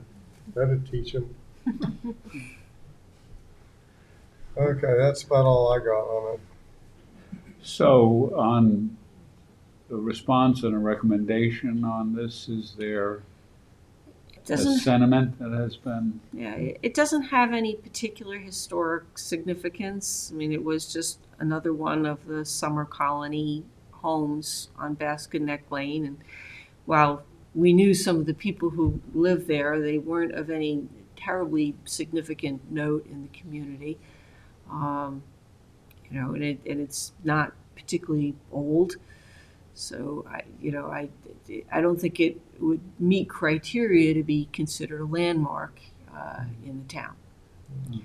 So it's we have asked for certain things that be salvaged during demolition, and one of the things that we asked for was on the front, next to the front door, was a carved slate sign that said Winslow. It was the name of the most recent owners, and rather than put it in a dumpster, they allowed us to remove that sign. So you come over and get it. Yeah, and the Winslows were very happy. They had totally forgotten about the sign on the front of their house, and I'm going to mail it to them, and they'll be very happy to have it. So, I don't see that we can object to this demolition. It's just a shame for a perfectly serviceable, nice, well-maintained home to be demolished. So for a response, it would be, we find no basis to object to the demolition. Yes. Okay. Is there consensus that Yeah. is the appropriate thing? Okay, so it is. And Stephanie, would you? I'll take care of the response. Okay, thank you. 55, construction, 55 Dale Avenue, Riverside, was screened for review by Stephanie and Tim and myself, and found not to be significant. The construction application for 1372 Flanders Road, Tim has a oral summary to give us about it. So this is the circa 1825 Reverend Nathaniel Fanning homestead, which is a town of Southampton landmark. The construction application was for pre-existing work done to put the indoor bathrooms in, which had not been permitted. This work had already been done at the time when the house was landmarked. So even if it did require a COA, it would have been incorporated in the landmarking, and it's an interior feature which wouldn't have been. We did receive a COA application, and it seemed that when it was filled out, they answered no to 2 of the 3 questions, and if you answer no to 1 of the questions, you're not supposed to submit the COA. So I don't think it meets the criteria for needing one. So I think we probably could have passed, but because the COA was submitted, we just need a little Just bit to more time to acknowledge that, read the and, fine print on the paperwork. yes, no. Okay, so it's, So I can send a response of no objection. right, okay, that's good. And also just make a note that there was a reference to a COA which we found not applicable. Okay, 10 and 12 Red Creek Road is a referral by the planning board. This should all be basically a little familiar to you because May 2024, we reviewed this property. If you remember, it was the one with half of the side removed on a very old house on Red Creek Road, and it exposed some of the interior framing, but it was an application for demolition, believed to be built by Ellis Squires Jr., son of the Ellis Squires, whose house is preserved nearby as a landmark structure owned by the town of Southampton. And with the demolition of that house, the property next door is vacant, a wooded vacant area, and this is basically changing the lot line and mapping for these 2 parcels to allow 2 houses, 2 new houses, obviously, to come into being. We, having had our say on the demolition of the original house, and there's no other structure involved here, I don't see that there's anything that we should remark on, and the public hearing is on Thursday, so if there's no problem, I will just send back that we find no issue with the subdivision of this property, which once had a very old structure that we did review, and just make a note of that for that. So, okay, it's no problem there. Okay, 4 Beaver Dam Road, West Hampton, is a landmark application, and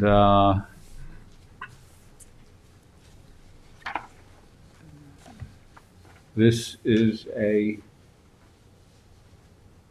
CPF property, okay, since 2020? 2020, I believe, yeah. 2020, okay. I was unsure of Yeah, the date that's involved. So, a write-up has been prepared. Do you want to, or who's going to do a review? I'll do it. Do you want me at the podium? Well, you can sit here where the board, and it's easier for camera work. You've all seen the report? Yes. Yeah.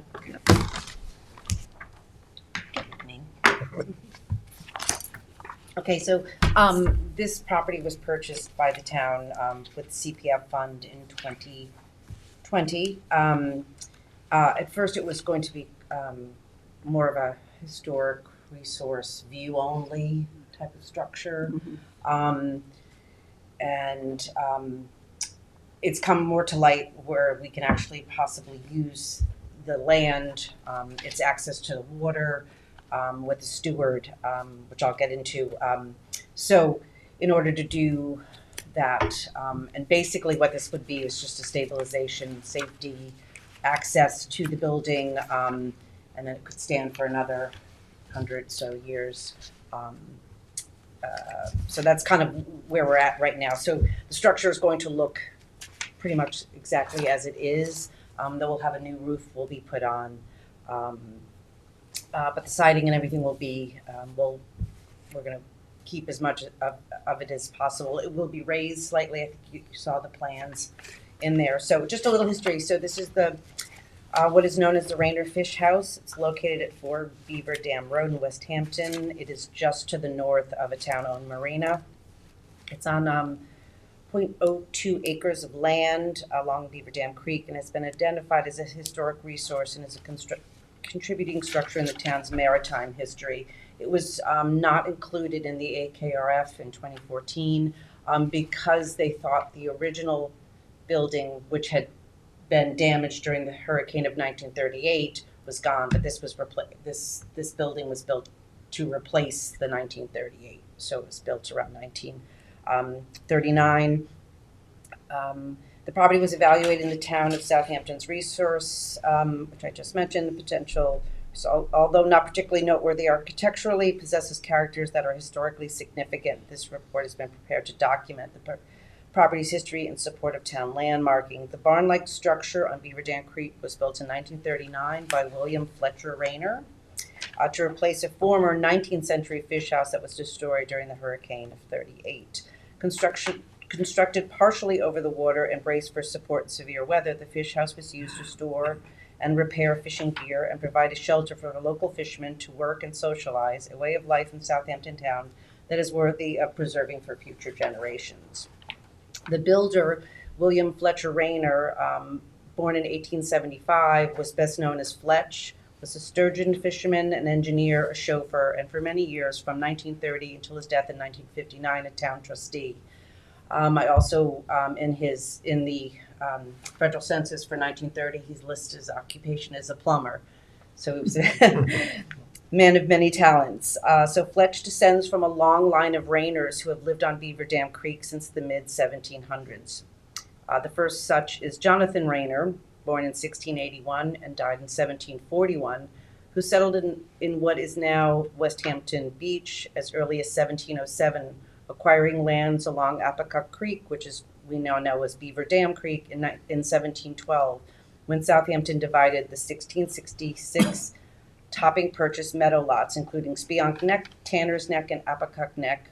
Appacuck Neck is Algonquin for the flaggy land for the abundance of cattail reeds and flags used to weave mats and covered wigwams. Jonathan's son Nathan, who was born in 1716, was reportedly the first Englishman to settle Appacuck Neck along the creek in 1741. Just a little more history about the background of the area. So on April 1st, 1746, Southampton town gave permission for the widow Abigail Howell to use and improve the stream called Beaver Dam with all its necessary conveniences for a mill and the making of a dam for 12 years to come and then return it to the town. Super interesting that they were giving a woman in the 1700s the right to build a mill and dam up the creek so this is to the north across Montauk Highway, but a very interesting point of fact in town history. She was, I did a little research on her. She was married to a Jonathan Howell. There's just not enough information to determine which Jonathan. We do know obviously she was a widow by 1746, but not a lot of information on her, but just very interesting for the area. So with the construction of the grist mill completed in 1748 at the western end of Mill Road, here the colonial settlement of Beaver Dam prospered. With the growth in population, a school, stagecoach stop, blacksmith shop, and a meeting house were established. I don't know where we are on here, but the 1838 map, coastal survey map, shows the area which I was just mentioning, which is in blue, and then the green area, which is the area where the fish house now stands, and probably the Rayner house is on the map. I circled it in red. Down a long driveway. That's probably where the Rayner homestead was, the 18th century homestead. Yeah, that's which is no longer in existence. Right. Yeah.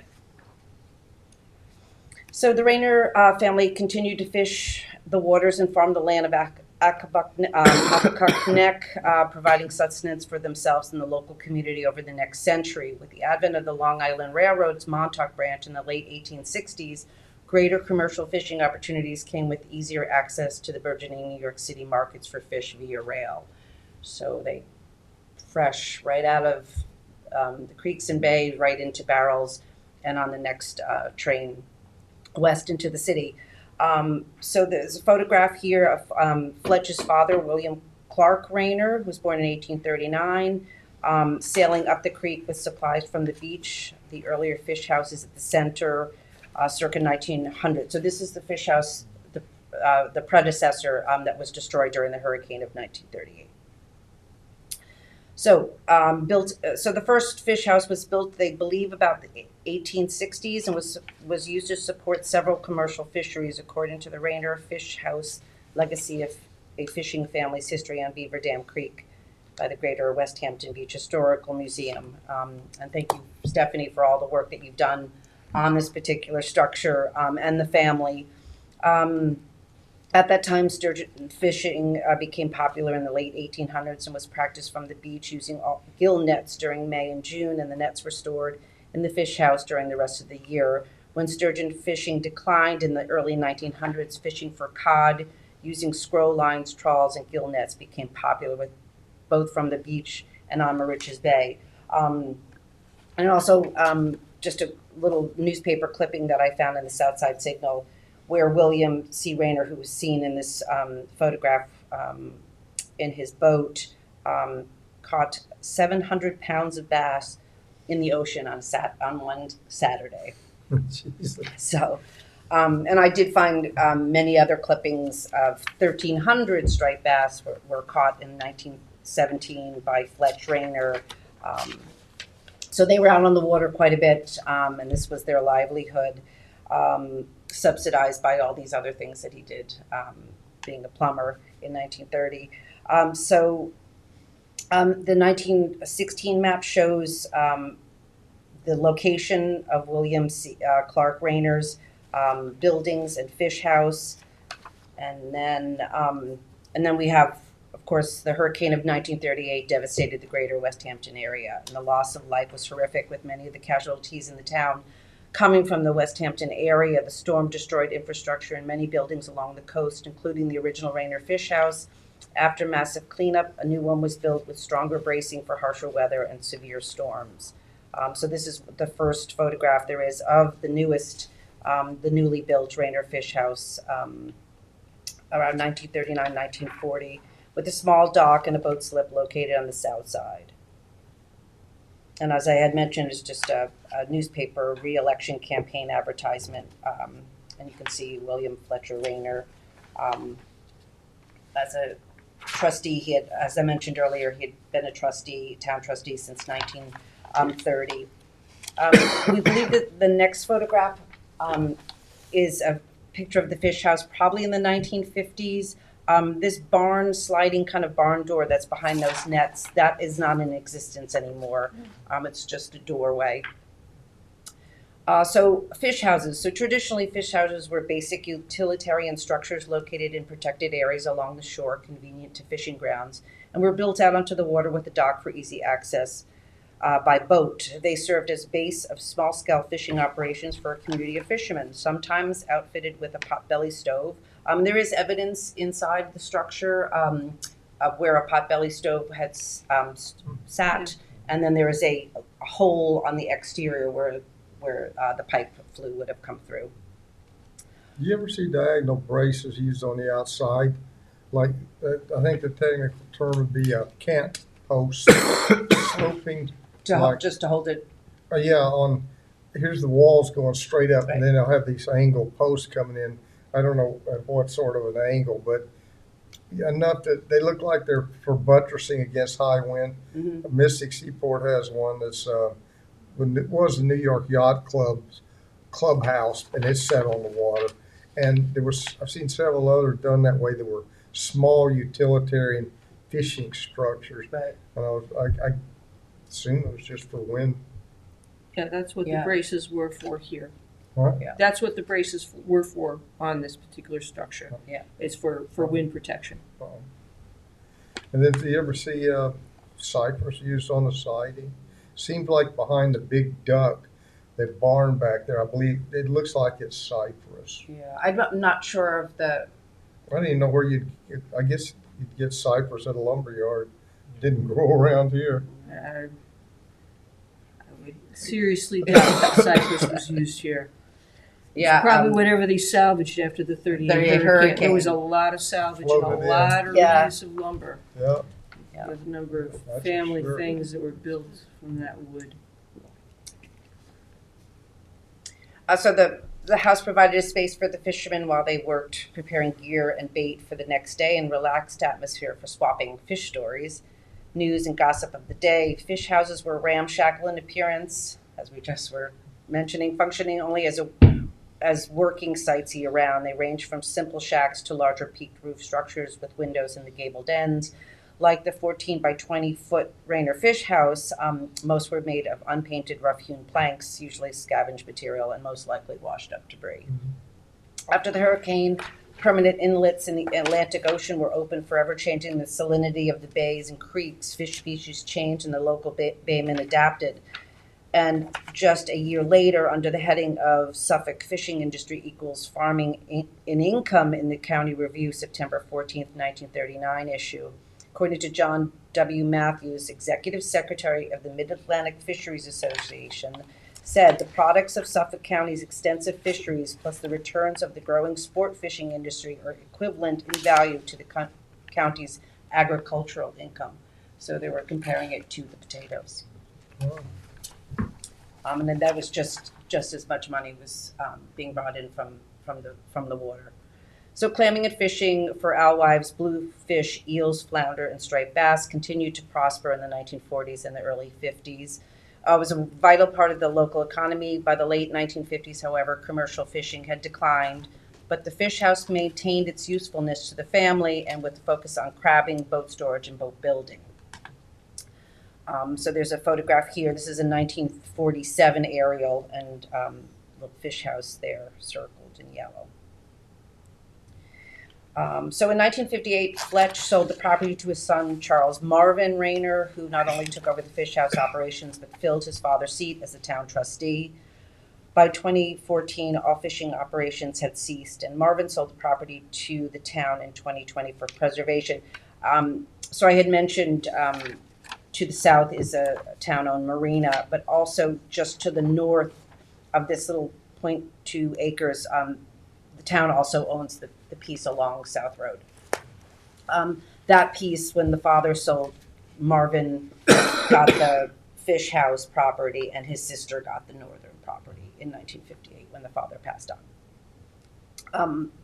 So currently the CPF restoration efforts will be limited to stabilization of the building, ensuring its safety and accessibility, repairing the roof and replacing the surrounding docks. We will be working with the Murch's Bay Project as a potential steward of the fish house and property. The Murch's Bay Project will use the space at Beaver Dam Creek for environmental and educational purposes and as a historical resource to bring awareness to the local community about our waterways, our sea life, our plant life, fouling, as it greatly improves the quality of life in and around the bay.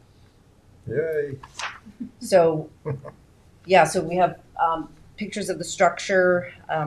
Where is West- this located? I don't think I've ever seen So that. if you're heading west on South Road, and right as you go over Oh, that's right. Beaver Dam, That's it's right what on I thought your- it was. Okay. right on your- Yeah, I've the seen it. left-hand side Yeah. there. It's not easily familiar, recognizable as you go on. What is? Country Oh, road. you can see it. right You from can the see road. it. You can see Yes, it right I've off the seen bridge. it. Yeah. Okay. So these are the west and east elevation with the creek dock. So those docks will all be repaired and safe. It will be elevated slightly. There will be a ramp coming up on the right side or the south side of the building, and a build out from the front elevation, which is the west elevation, for accessibility. So the north elevated, some mismatched windows. The south elevation, I wish I could have gotten a little bit better shot, but I wasn't about to dangle myself out there on the crane, so best as I could do. And so this would be the access here on the south side. There's, kind of a boat ramp to get in. So the Merchants Bay project will be using those for all sorts of educational experiences for children in the water.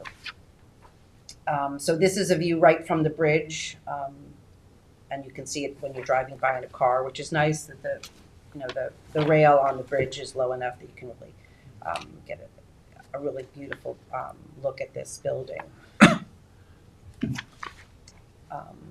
And I thought it was just too sweet. It has the high tide mark plaque on the front, the west elevation, so we can see where Sandy came in 2012.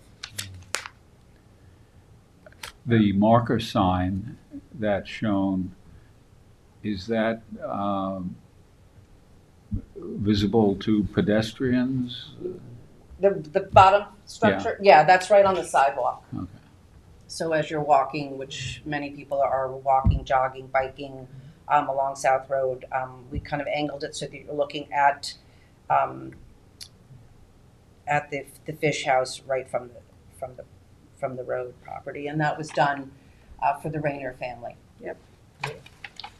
And I had just kind of taken a present day picture and I superimposed the 1940 black and white. You can see on the sign, the old photograph is on the right hand side, so you're kind of getting an idea of what you would have been looking at the time it was built. And so these are some of the interior structures. This would probably be better answered things by more seasoned people with the architectural elements, but this will stay pretty much as you see it. In the Merchants Bay project, they know they can't touch it. There was talk of paint, and they will not be painting. Yeah. Inside or outside. It looks like some work has already been done. A bunch of those 2x4s look to be Yeah, I fairly think new. it's possible when they first purchased it, they had somebody go in and just shore it up a little bit, CPF. Yeah, That was Or not- they were there prior. This they weren't. They weren't. Okay, so then that might have been done by Greg. Yeah. CPF. Yeah.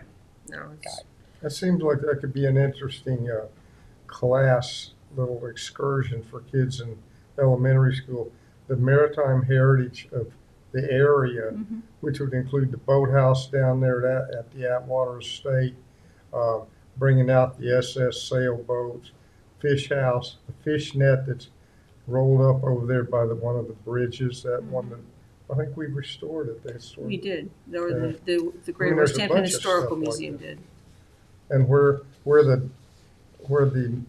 where the mill used to be, Mhm. and a lot of that stuff no one pays any attention to. I mean, students wouldn't.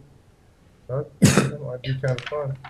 Yeah, it's a great piece of property. Yeah. You get that whole property, all that. It's got a Yeah. little meadow and Yep. So boat there's docks.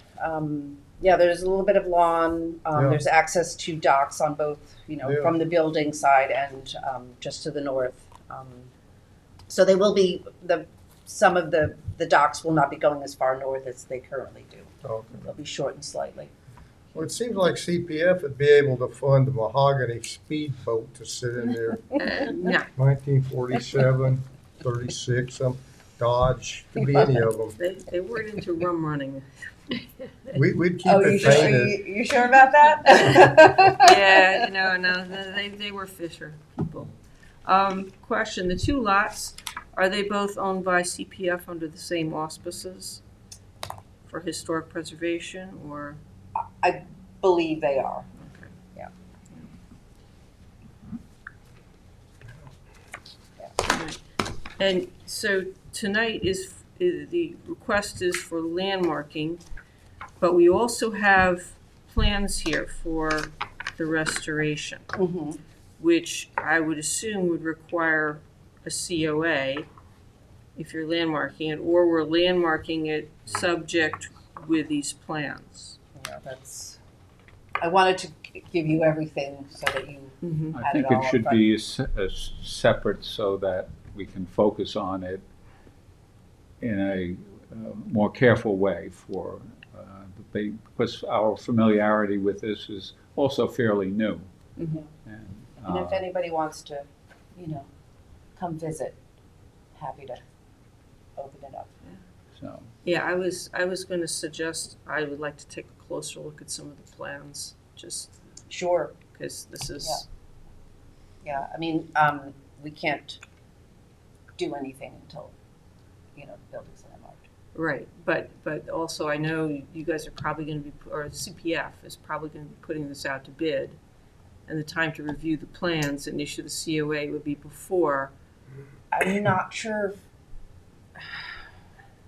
we don't wanna talk well, out of time, the COA is concerned about exterior events, not necessarily things that are internal for the structure. But there are some things that are gonna be visible from the exterior. yeah, there's gonna be a raised platform for access. Right, and then there's also the raising of the building itself. Yeah. So that will, Yeah, well, I would suggest we take one step at a time as the Good, yeah. appropriate mechanism. So that raises the question if there is, what do we find in terms of our criteria worthy of recommendation to the town board for landmarking it? And we have these 5 criteria to apply. Right. Does it possess special character or historic or aesthetic interest of value as part of the cultural, political, economic, social history of the locale? yep, certainly very And obviously related to Region. fishing history. so it's economic history that's involved here.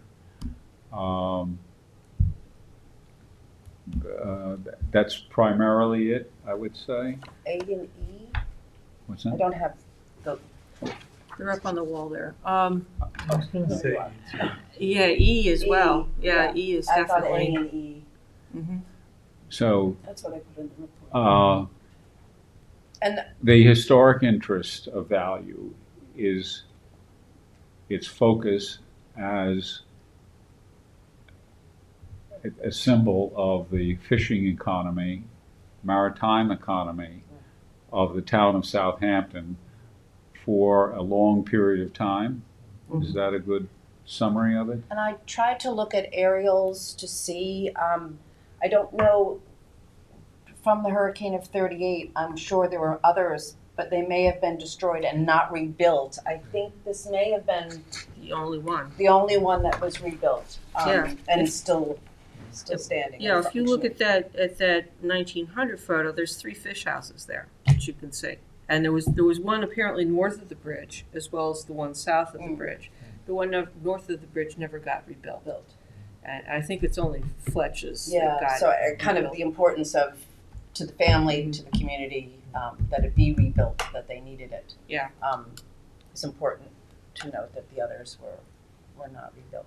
Well, let's just try to identify the details here. Well, I mean, Does- it's that- the does only it- one left. Well, Yeah. it could be none left, but anyway, let's just look at the details here. Does it possess special character? Yes. It is distinctive, I would say, doesn't it? So it possesses special character, okay.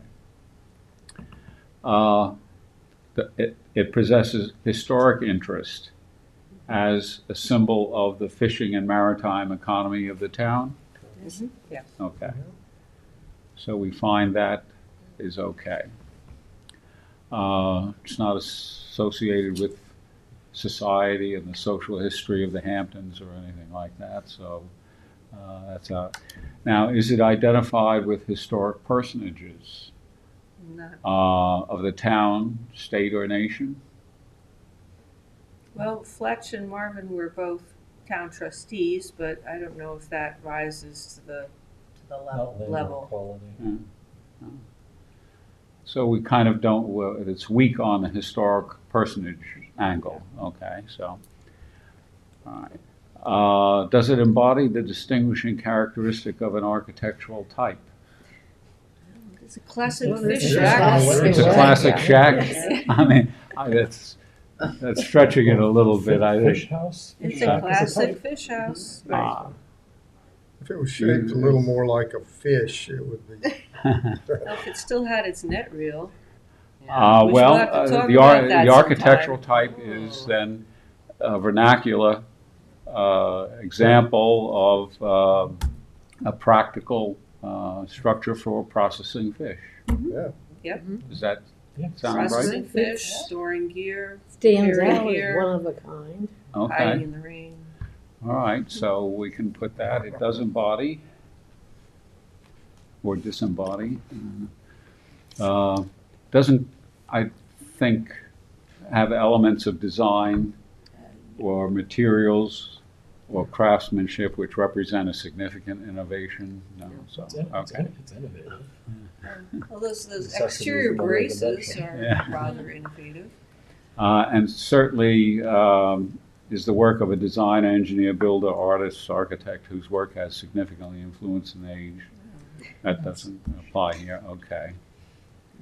Because of a unique location or singular physical characteristics, is an established and familiar visual feature of the neighborhood. Yes. Yes. Is Yes. that Yeah.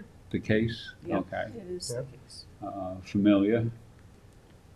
Very visible. I'm unfamiliar with the neighborhood, so I'll take your word for it. Familiar visual feature, okay.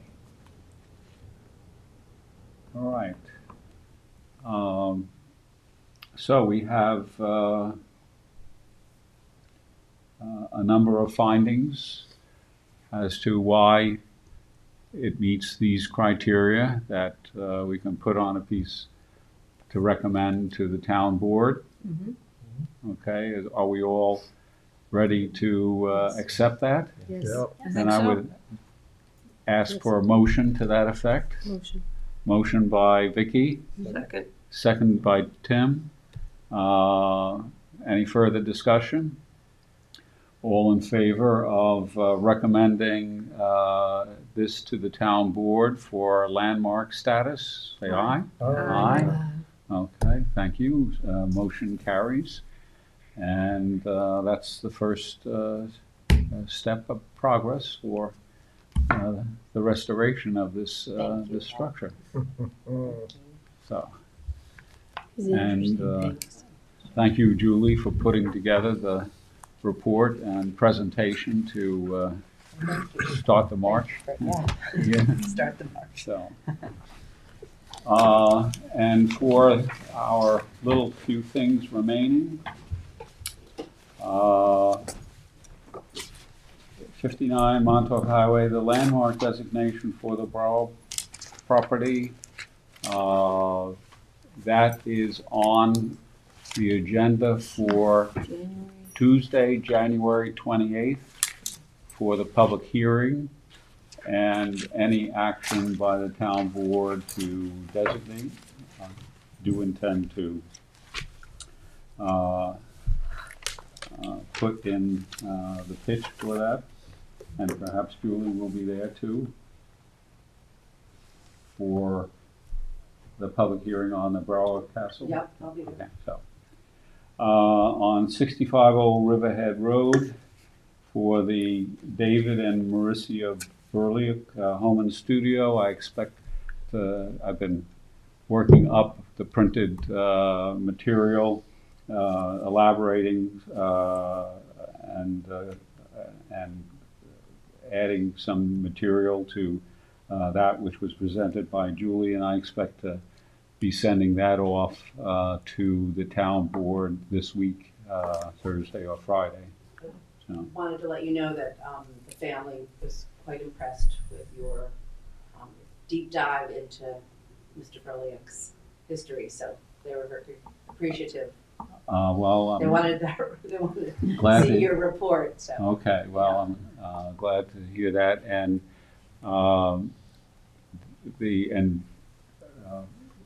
just remind me after the meeting, I wanted to ask you a question about that, okay, so. So that's the status of that. 520 Montauk Highway, Shinnecock Hills. That recommendation stands in suspended animation, pending other events.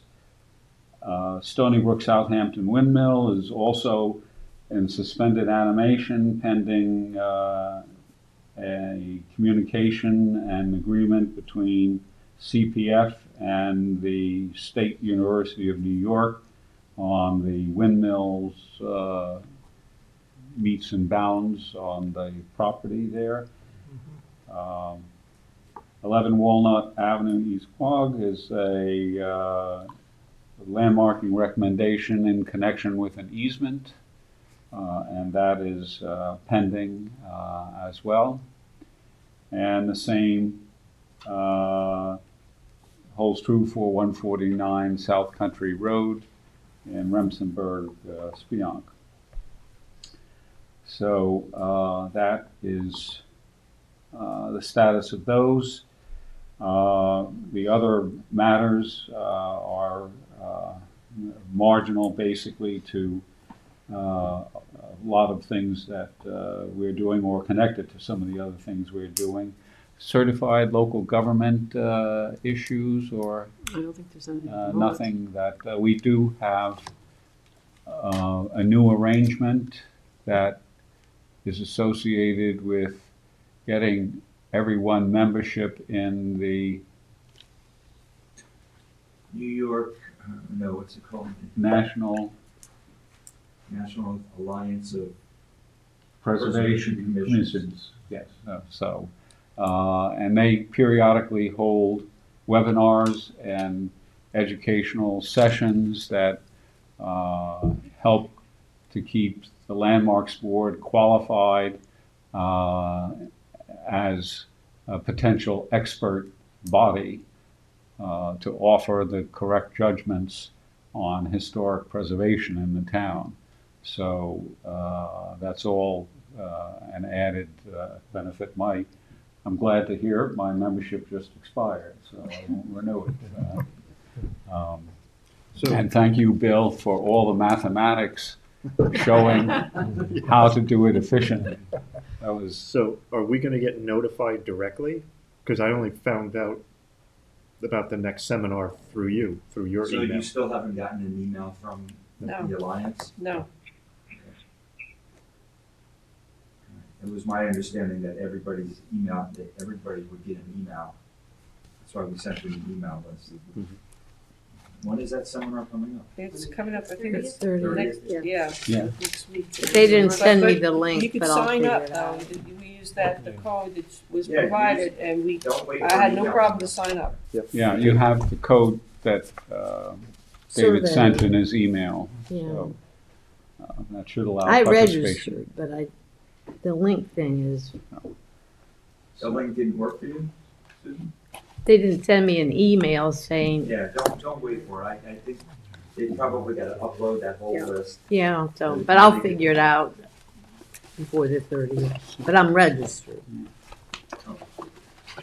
So Yeah, I anything should else to be brought before the Landmarks Board for this evening? Whatever the proof is on the process. Hearing nothing, this meeting is adjourned. Thank you all for coming out on a very cold night. Thank you.